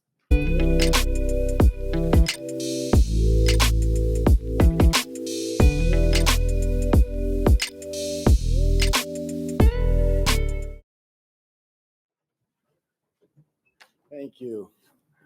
Well, it's really a thrill to be back in Tulsa. Thanks so much. And to be here to share this with my first cousin, Laurel. And we have also many, many cousins that are here today that are here. The Toole family, the Usher family, and the Hardys are all right there.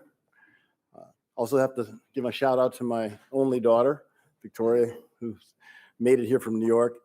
So we really are proud descendants of J.B. Stratford. And we all think about and talk about how much wealth we would have had if he had been allowed to keep his assets. And it's something that we've all fought hard for, the idea of having reparations for the descendants of the families. I worked closely with Charles Ogletree when he was here fighting for it, helping to create documentaries years and years ago, and how important that was. And so we've been really committed to that fairness and have been heartbroken that it hasn't happened. One of the things that I often like to talk about is sort of people that don't know from the really thorough, wonderful introduction and the wonderful comments in the program is that my mom was creating our family home that I moved into when I was 4 or 5 years old. It was on Greenwood Avenue in Chicago. And what were the odds of that? Down the street, Valerie Jarrett lived. Across the street is our Attorney General in Illinois, Kwame Raoul. It was quite a street. But then years later, who would ever dreamed that President Obama and Michelle would have their home on Greenwood Avenue in Chicago? And it's still there. And my mom would be so proud because there's an honorary street sign there for her, Jules Stratford L'Enfant. So it would be something that she couldn't believe that the first Black president would be living on her street, which is very nice. The last thing I have to say is that if JB was still alive and was still here with us, he'd be heartbroken on how little progress has been made since over this last 100 years. He was so outspoken. He was fighting for economic justice. And when we think about what's happening today, there's all this data, and I won't go through a long talk, but just to say that, the Dean Charles, the dean of the Yale Business School, has all this data that shows that between 1940 and 1970, the wealth gap in this country got smaller and smaller. But from 1970 till today, it's been going actually the opposite, wrong direction. And relative to white Americans, African Americans are worse off today than our grandparents were. And that is from the dean of Yale's Business School, a tremendous African American leader. One other last data point is that between 1992 and 2016, the Federal Reserve of St. Louis says that college-educated Blacks over a 25-year period saw their wealth decline 10%, while college-educated whites saw their wealth increase 96%. I mean, it's hard to believe, up 96 versus down 10% for our community. So I think we all have a responsibility in working with leadership to try to make sure that the anchor institutions in our communities, from Tulsa to Chicago to New York, are working with African-American entrepreneurs, living the values of what Maynard Jackson believed in, what Harold Washington believed in, and Coleman Young, and those pioneers of another generation who fought for that and understood how important, which we all understand here in Tulsa was so critical. We had a strong Black business community. We hired each other. We worked with each other's businesses. We created our own philanthropy, supported our own churches. We have to get back to that opportunity where we can fight for having strong Black businesses and get the anchor institutions in our community, the hospitals, the universities, the corporations, to work with Black companies and to work with Black business leaders, and then we can all rise together. And J.B. Stratford would be so proud of our nation when we get to that point. So thank you. And also, I just want to also give a shout out to Dale for making all of this happen. And so I really, really appreciate it. I'd just like to say a little quick thing, because I've met so many of you here in the last several years, and particularly this last week. This has been a foundation for me in history, because when I was a little girl, my Aunt Jewel gave me a picture for my birthday of the picture of JB that was just up there. And when I saw it, I was only about 8, I said, "This man looks like me." And she said, "No, Laurel, you look like him." And I began to know who he was, because now the foundation had been settled for me to really kind of grow on. And I think on all terms, our lives are much more convincing and secure when we settle ourselves strongly enough, most like other things on this planet. You know, if our roots go deep, our flowers bloom. And I love these flowers. And it's been so good to be here. And I hate that I'm going to be leaving soon, but anybody who knows me knows that I'm trying to figure out when I'll be back, because this is what I do and I love it. And I'm very honored to be here. I've been started about a month or so ago. NBC came to my house and I was like, NBC? And they did a video, and then it's been on TV almost every week. And since I've been here, I've had others done, and I'm writing books, and I can't talk too much more. I love you all. Thank you. Thank you.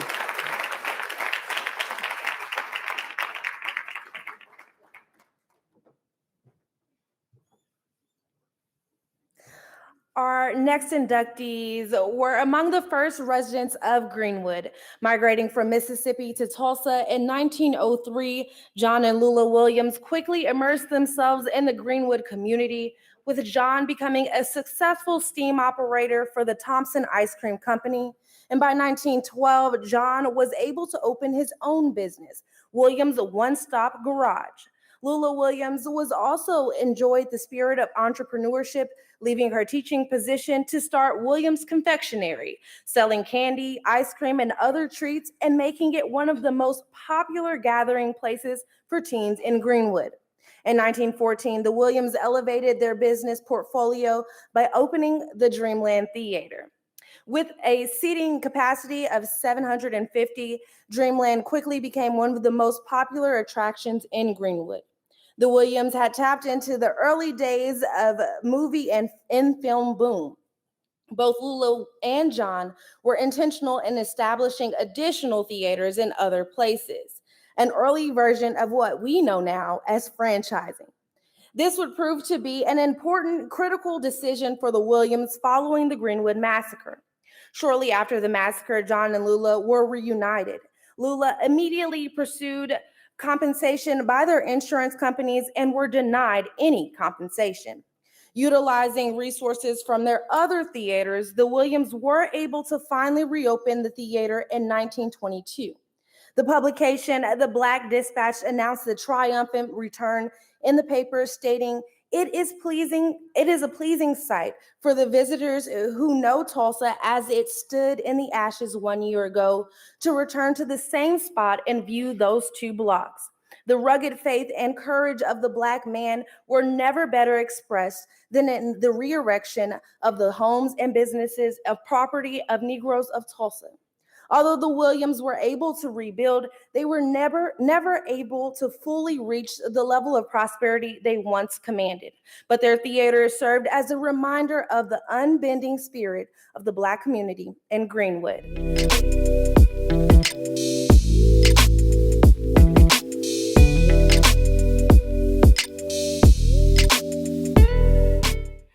Greetings, everyone. I'm Karen Williams Robinson. I am the great granddaughter of John and Loula Williams. And I wasn't prepared to come up here today and say words, but I can speak from my heart. And from the heart, it has been truly a humbling experience to be here in Tulsa. I have my family, I have other descendants here who are here today. We have great grandkids, and we even have a little 2-year-old great grandchild. And for me, it's all about them and knowing the history. And the word that has stood out for me more than any other word is, over this past year, is resilience. And the resilience of us as a people, and a resilience of us just as a nation. And even during these current times, it's just been unbelievable of the resilience that we as a people have to endure. And at some point, the resilience has got to stop, and we've just got to claim what's ours. I want to thank you, Mr. Best, for bringing us here today and allowing our family to be here. It's been such a wonderful honor. When you see that picture, that little boy in the back of that car is my grandfather. We called him Daddo. And he was the one who really made the story alive for us, along with John and Loula Williams. So we truly are humbled and we thank you. Appreciate it.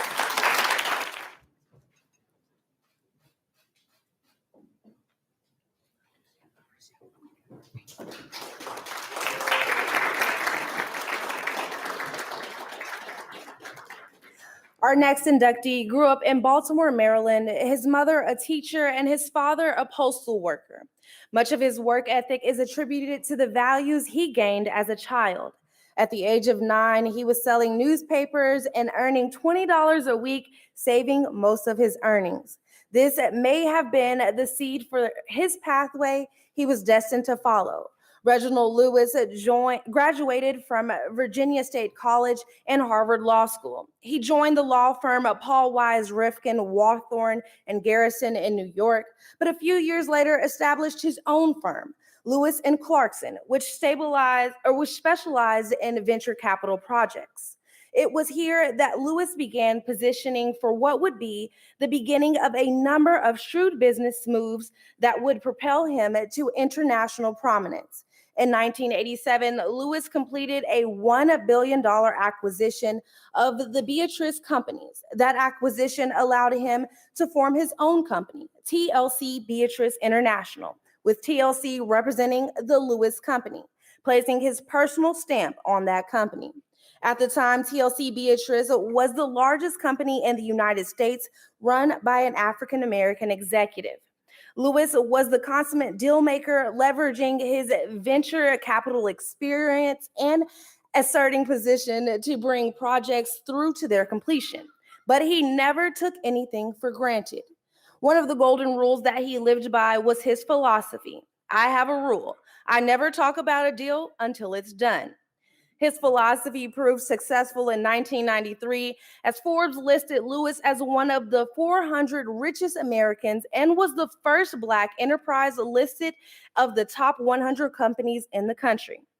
His success in business is only matched by his social and philanthropic impact that continues through his work at the Reginald F. Lewis Foundation, one of the largest African-American foundations in the world, providing over $30 million in grants since its inception.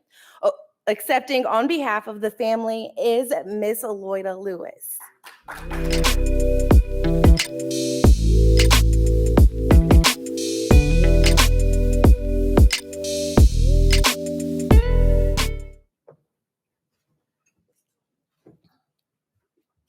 Thank you very much to the Black Excellence Alliance for naming my beloved Reginald F. Lewis into the Entrepreneurs Black Hall of Fame.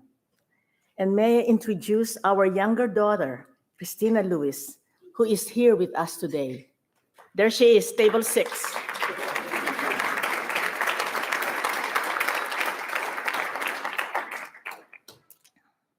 Her father is also, aside from all the good things that our MC has said, Reginald Lewis is also the first student admitted into Harvard Law School without even applying.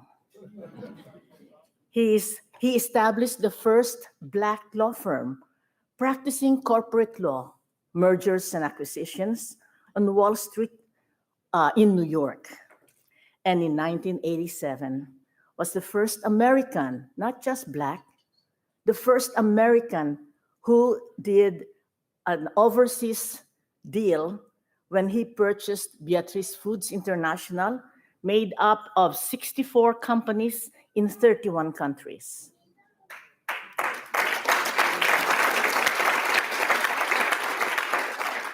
His remarkable story has inspired hundreds of men and women, and many of her are here today, including our executive director, Glenn West, has inspired men and women after reading his book, Why Should White Guys Have All the Fun? How Reginald Lewis Created a Billion-Dollar Business Empire. So thank you for allowing me that commercial interruption. I shall end with his words. Keep going to build a better society in America, to be a more compassionate America. Keep going, no matter what. Thank you.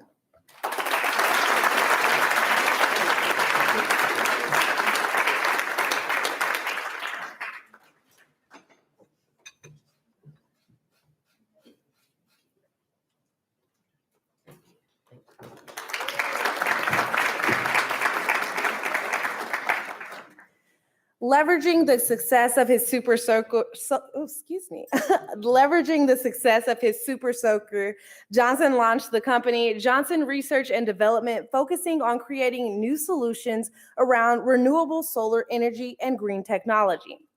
Through continued persistence and unwavering commitment to his business model, Johnson has positioned his company to reach the next critical milestone. With the creation of the Johnson Thermoelectric Energy Converter and multiple established patents, his firm has garnered the attention of Popular Mechanics magazine and recently working with the Palo Alto Research Center. As Paul Werbos of the National Foundation states, this is a whole new family of technology. It's like discovering a new continent. You don't know what's there, but you sure want to explore it to find out. It has a darn good chance of being the best thing on earth. Please join me in welcoming Dr. Lonnie Johnson.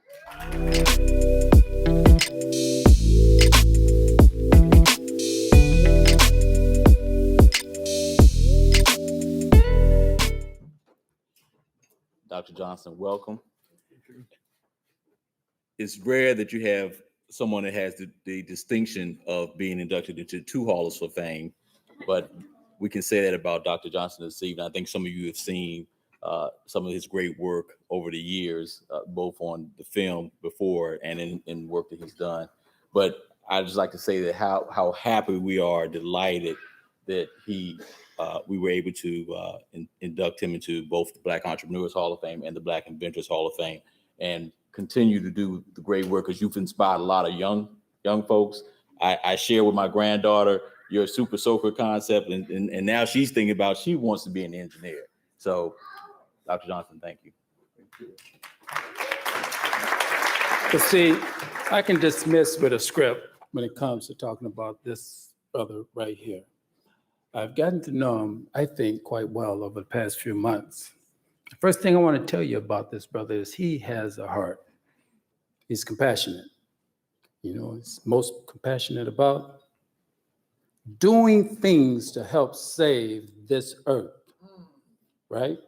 And this brother has been acknowledged for his remarkable work in energy, and he continues to work meticulously on that endeavor. He's offered up an opportunity for me to come and pay a visit to his research center, and let me tell you something, I'm making my flight arrangements before I even leave here, because I can't wait. That would be very encouraging for me, and I'm looking forward to that day. Dr. Johnson, as Brother Glenn made note, you're the only one in here tonight receiving not 1, but 2 awards, right? So I hope you pump some iron, man, because those awards are quite heavy. So what we like to do, I'm gonna grab mine, I'm gonna stand on that side of you. Glenn has his, and we're gonna get a really nice photo out.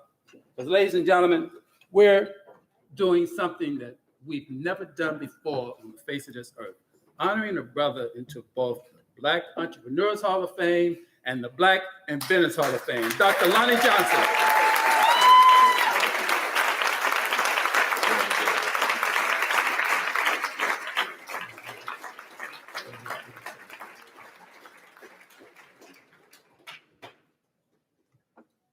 Brother James, Dale, and the other founders and members of this important organization. And I can't overstate importance, because what you do, the impact you'll have will live on and will impact and bring about change so that America so badly needs. I stand here before you, a descendant of slaves, as many of us, most of us are. Slavery is like a cancer. Racism is like a cancer of the heart. It hardens the heart, feeds on fear, ignorance, and it can be very dangerous. We just recently had our first Black president, and Donald Trump was the response to that. We've repeated history, and January 6th, of course, was a follow-on to that. And one of the things that struck me that was said on that day, on January 6th by Donald Trump, was that to his followers, this is the beginning of a very long journey. Now, that means something to me. I hope it means something to you, because there's a very profound message in that to his followers. I heard that and I was struck by it. As was mentioned earlier, I am focused on advanced energy technology because I am concerned about the environment. I'm concerned about our future and having a prosperous Earth. I'm working on 3 energy technologies. One of them is the Johnson Thermal Electrochemical Converter, the JTEC. We just did a seed round where we raised some money to launch that company and commercialize that technology. We have a number of major investors, as well as a very prestigious board of directors to lead that company forward. I'm also developing an advanced battery technology. Think of a lithium oxygen battery that is lighter and smaller than any battery, 10 times the energy of a lithium ion battery. A Tesla could go, instead of 300 miles, 3,000 miles on a single charge. These are the kind of things that I'm working on.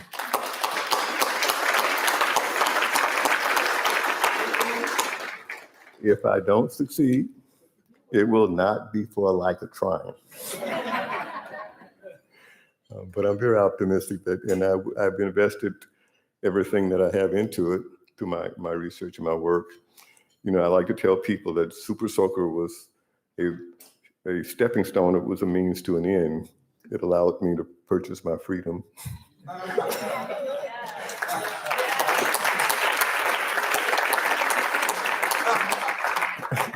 I've been inventing and curious about things for as long as I can remember. As a small child, I was always tinkering and taking things apart. And the thing that, and the message I'd like to leave, to you, or with you, as parents, those of you who are parents and those of you who will be parents. When I was a small child and I would be tinkering, one of the things I was curious about was rockets, because in the 60s, when President Kennedy made his moon speech saying we're going to put a man on the moon before the decade was out, that was fantastic to me. The idea of going to the moon was just this spot in the sky, millions of miles away. But we're going to put a man on the moon and bring him safely back home. I got interested in rockets. I went to the library and I learned how to mix rocket fuel. And I was cooking rocket fuel in the kitchen one day on the stove. Literally, this is a true story. And then you had to melt it down, and then you pour it into the body of the rocket. When I was heating it, a little spark right on the side of the pot. So a little spark, like you first strike a match. And I knew there was no way to stop it. All I could do was back away, and the flames were shooting out of the pot, and smoke all over the room, all over the kitchen. I couldn't see my hand in front of my face. It was a very scary, scary moment. When the smoke cleared, there were only a few small holes burnt in the kitchen chairs. So the house didn't catch a fire, but I put on 2 pair of pants. I knew I was in trouble. When my dad got home, he looked at me. He said, "Son, You're gonna have to do that outside from now on. And he bought me a hot plate.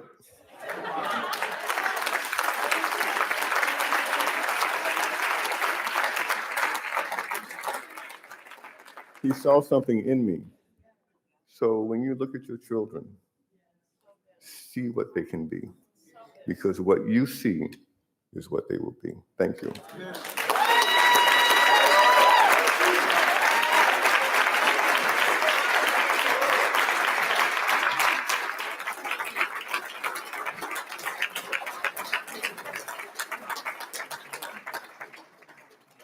What an amazing man, and an even more amazing story.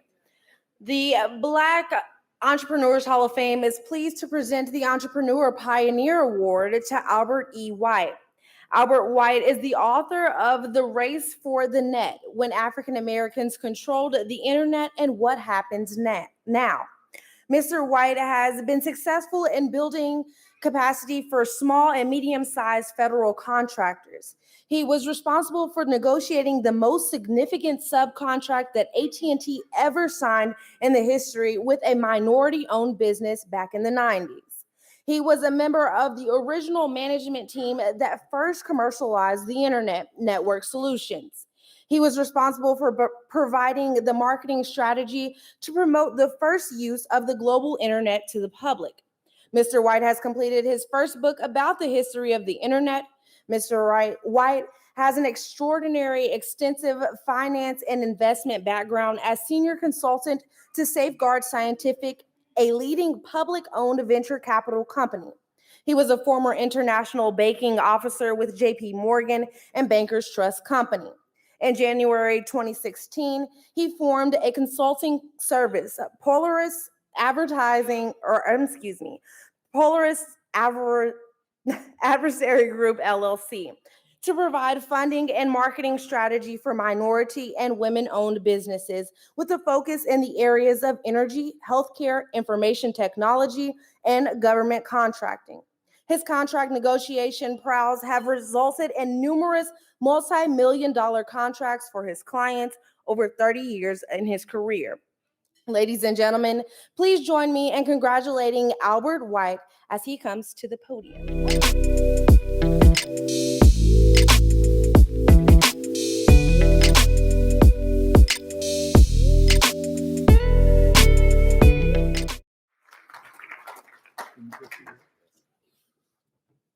This is really a pleasure tonight, especially since some of the awardees tonight I've worked with.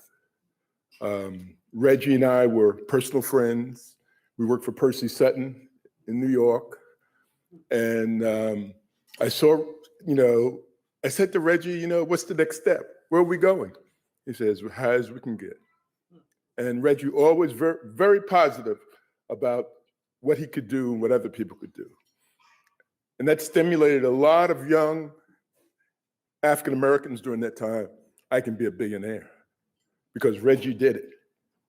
And then the families looked at it. Lonnie Johnson has been a friend and an associate for 21 years.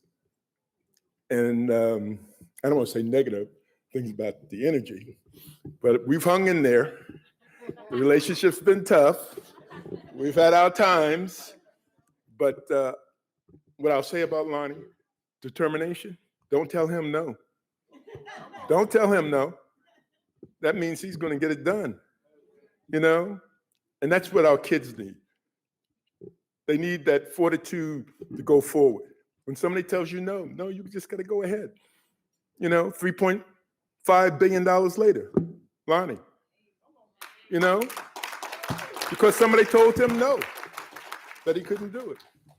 So, and the other person that's had an impact on me is sitting here at the table, Emmett McHenry. Emmett,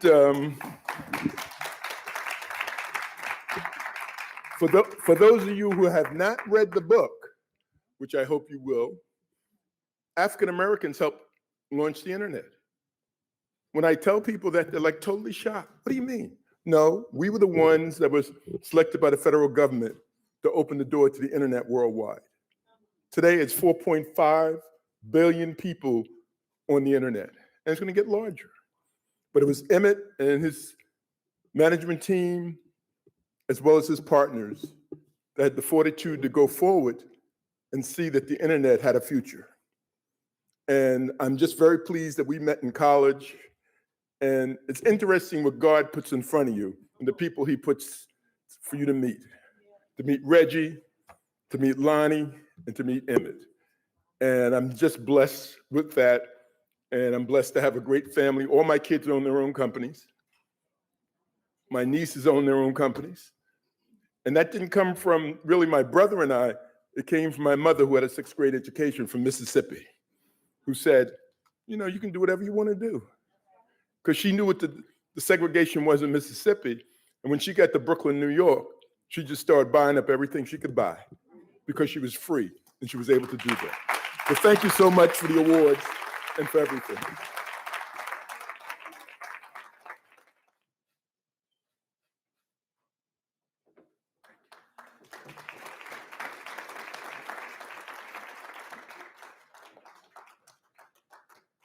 Now for our next portion of our service, we would like to present the Organization of the Year Award. That award is being presented to Inducts, and we will have a video presentation.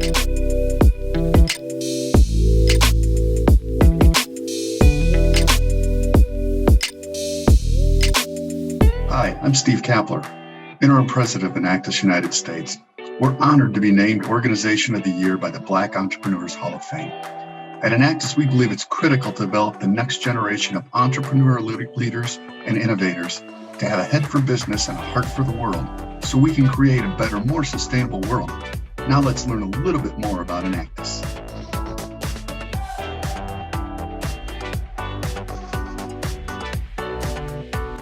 Every year, Inducts changes the lives of 72,000 next-gen leaders around the globe on over 1,800 campuses.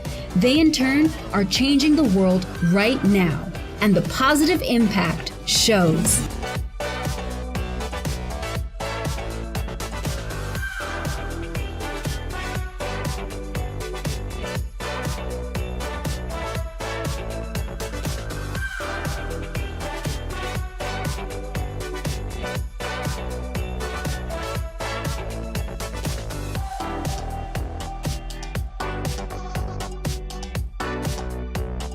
Founded in 1975, Inducts engages students to become next-gen leaders with an entrepreneurial mindset and a hard-earned understanding of business principles to improve the world.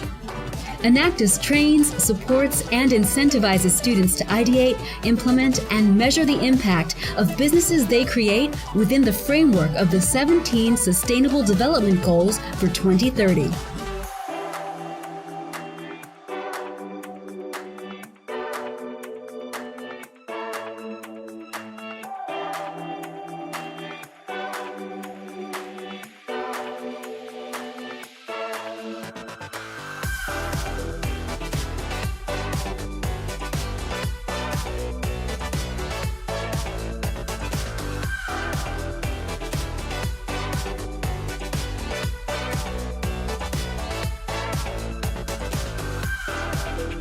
Creating a platform for Black entrepreneurs to showcase their accomplishments while building community, emphasizing the importance of diversity, and taking actions in expressing our commitment to equality in our campus community.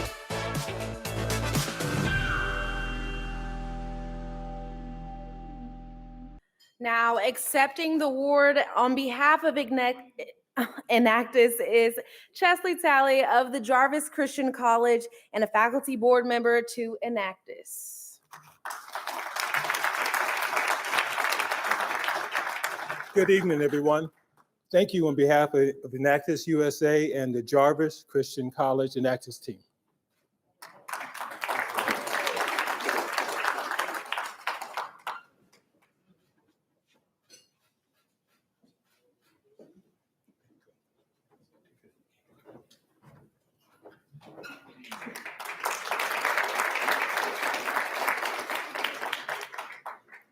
I'd like to thank all of our awardees, but I'd like to take a moment of privilege just to acknowledge the support of everyone who's gone with us on this journey in bringing this program together. We began our partnership with the University of Tulsa, I think back in August when I first connected with Amanda at the university, and actually do an introduction from Chess Talley with Jarvis Christian College.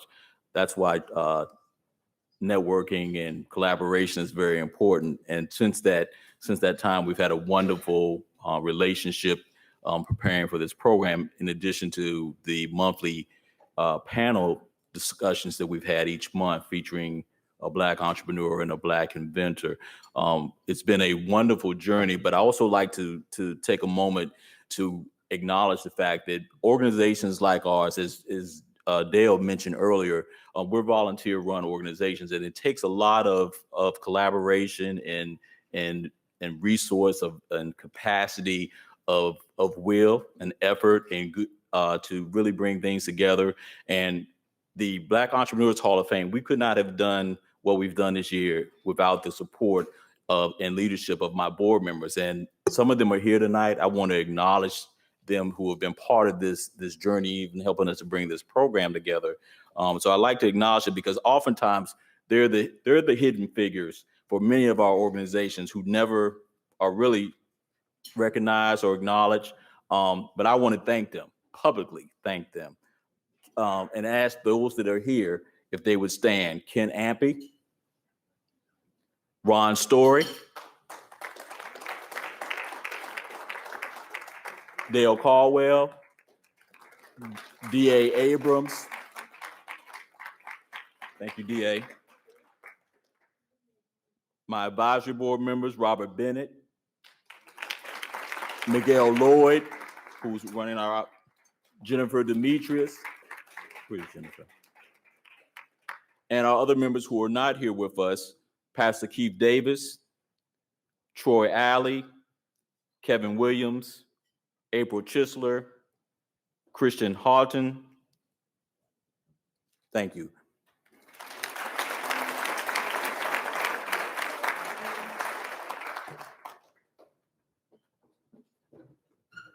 Thank you, Brother Glenn. While this brother was giving shout outs to his board members, he reminded me of the number one person I need to give a shout out to, who has been the most supportive. We've been tied at the hip along this entire journey. And brother, I'm going to share with the audience the same thing I've shared with you in those trite expressions at the end of, I want you right up here on the stage when I say this.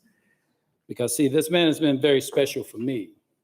And plain and simply, Brother Glenn Best, measure for measure, it has been no better pleasure than to take this journey with you.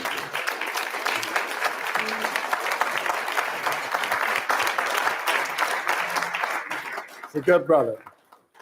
And while he's calling out his board members, a couple of those board members are also on my board, particularly Brother D.A. Abrams. Stand up again, Brother D.A. Abrams. My brother Michael Howard, stand up, Mike. And to my other board members, Susan Van Estein from Berkeley College, librarian, Sean Yearwood, and a few others that are probably escaping my name right now, Ardella Coleman and John Linhart. So let's give my board a round of applause. And like Brother Glenn here, who had an organization of the year, I too have an organization of the year. We have already spoken about them. That is, in fact, the special kinship that I have developed along with my partner in crime here, Dale Caldwell, with the National Inventors Hall of Fame. And over the past year, the Black Inventors Hall of Fame have grown and have leveraged and have actually learned what it takes, right, to achieve that level of distinction. And I'm honored to have, as an industry partner, to be able to acknowledge the National Inventors Hall of Fame as my organization of the year.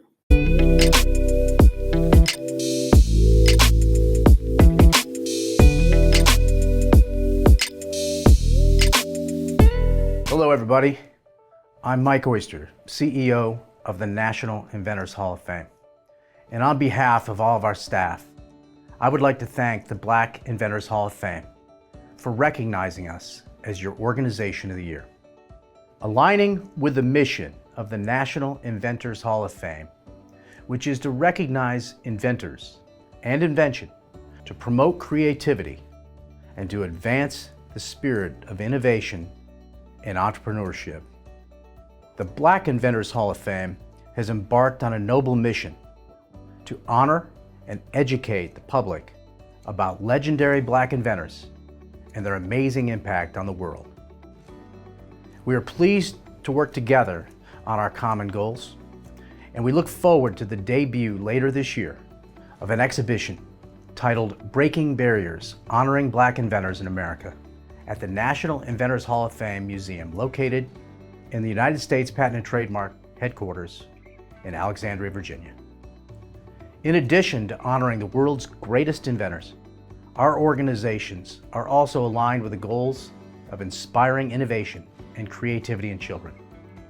We hope there may be future collaboration on education programs such as our Camp Inventions Summer Program, which encourages children's interest in STEM and fosters their inventive mindset. We are committed to impacting diverse audiences and invite new philanthropic partnerships that will allow us to provide equitable access to all children. Again, thank you for this great honor, and we wish you success in the coming year.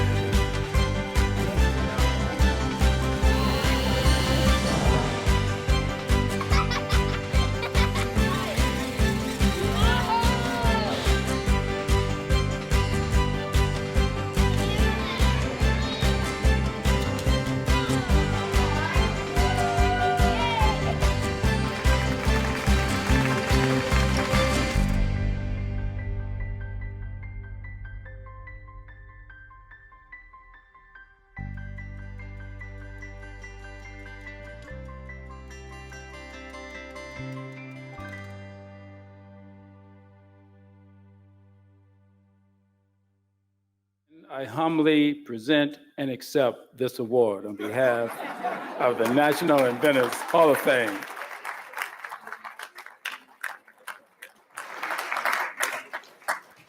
I want to thank you all for listening to me and watching me stumble through some of these scripts tonight, but I definitely enjoyed it, and it is an honor to be in this room tonight.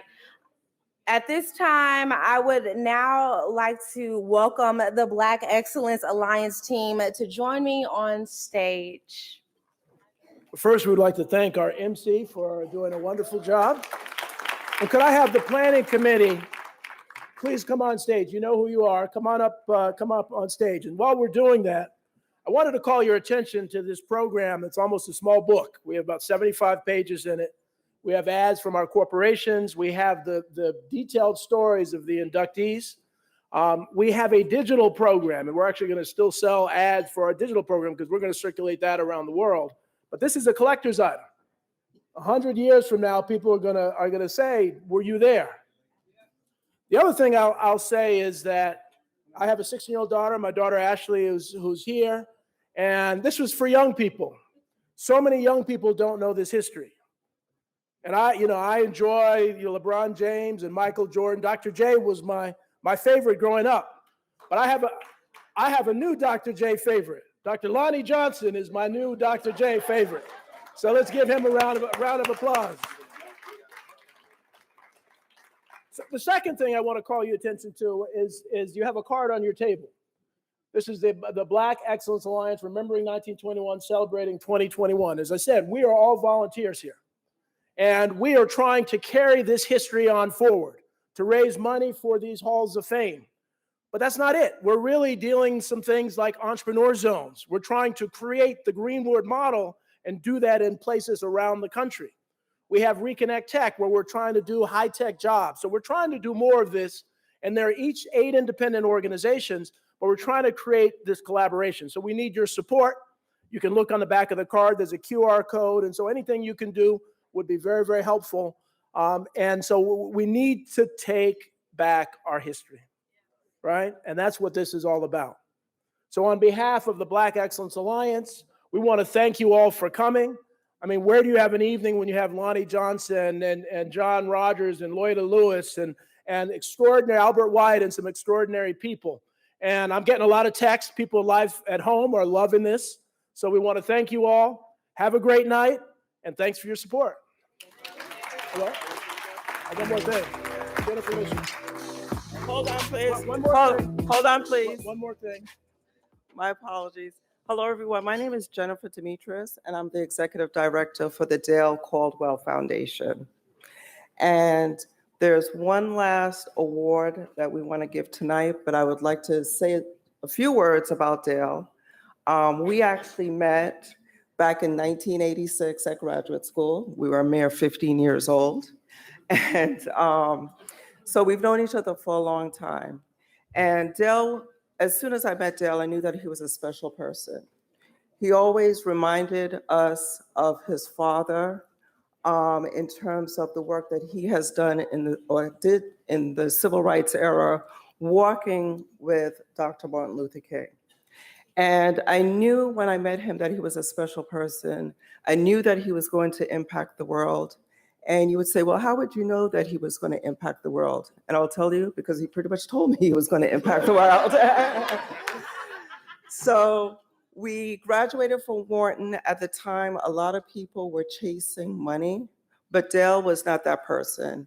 He pretty much was very selective in terms of the company he was going to work for. It had to fit into his life plan, and he has a plan. And Ashley, I want you to know, your father has not changed over the many years I've known him. He is exactly the same today as he was back then. And tonight has been an extraordinary time. I think there's a number of great attributes that Dale has. But one thing that I want to talk about is his commitment. He is 100% committed to everything that he does. And as we see here by the success of the inductees, that it takes commitment to bring things and to invent things and to bring businesses to life. And we're focused, as you know, everybody here on stage, on creating the Black diaspora through education, employment, and entrepreneurship, as Dale has pretty much said. But I definitely would like to make this last award on behalf of everybody up here, Dale, to you, our Chief Visionary Officer. I know you don't like to hear that, but he is a visionary. And I will tell you one last story. When we were in graduate school, we took an entrepreneurial class, and we were challenged by the professor that says, you should be able to have an idea every week that you could build a business around. And Dale has far exceeded that. We even had, we had a company together when we first graduated called the CDC Advisory Group. And we have several companies and projects that we work on outside of this. But this is the passion. This is the next step. This is the journey. And everyone up here, we're committed to you, Dale, and we're committed to be on this journey with you. Oh, thank you. Thank you. Oh, wow. Wow, this is a surprise because this is about them. This is not about me. This is an amazing group of people that have put this together. I mean, this is all volunteer. This evening was all volunteer. People would spend $500,000 to put an evening like this together, and it's because of them. So Just want to thank you all and have a good night. God bless. God bless.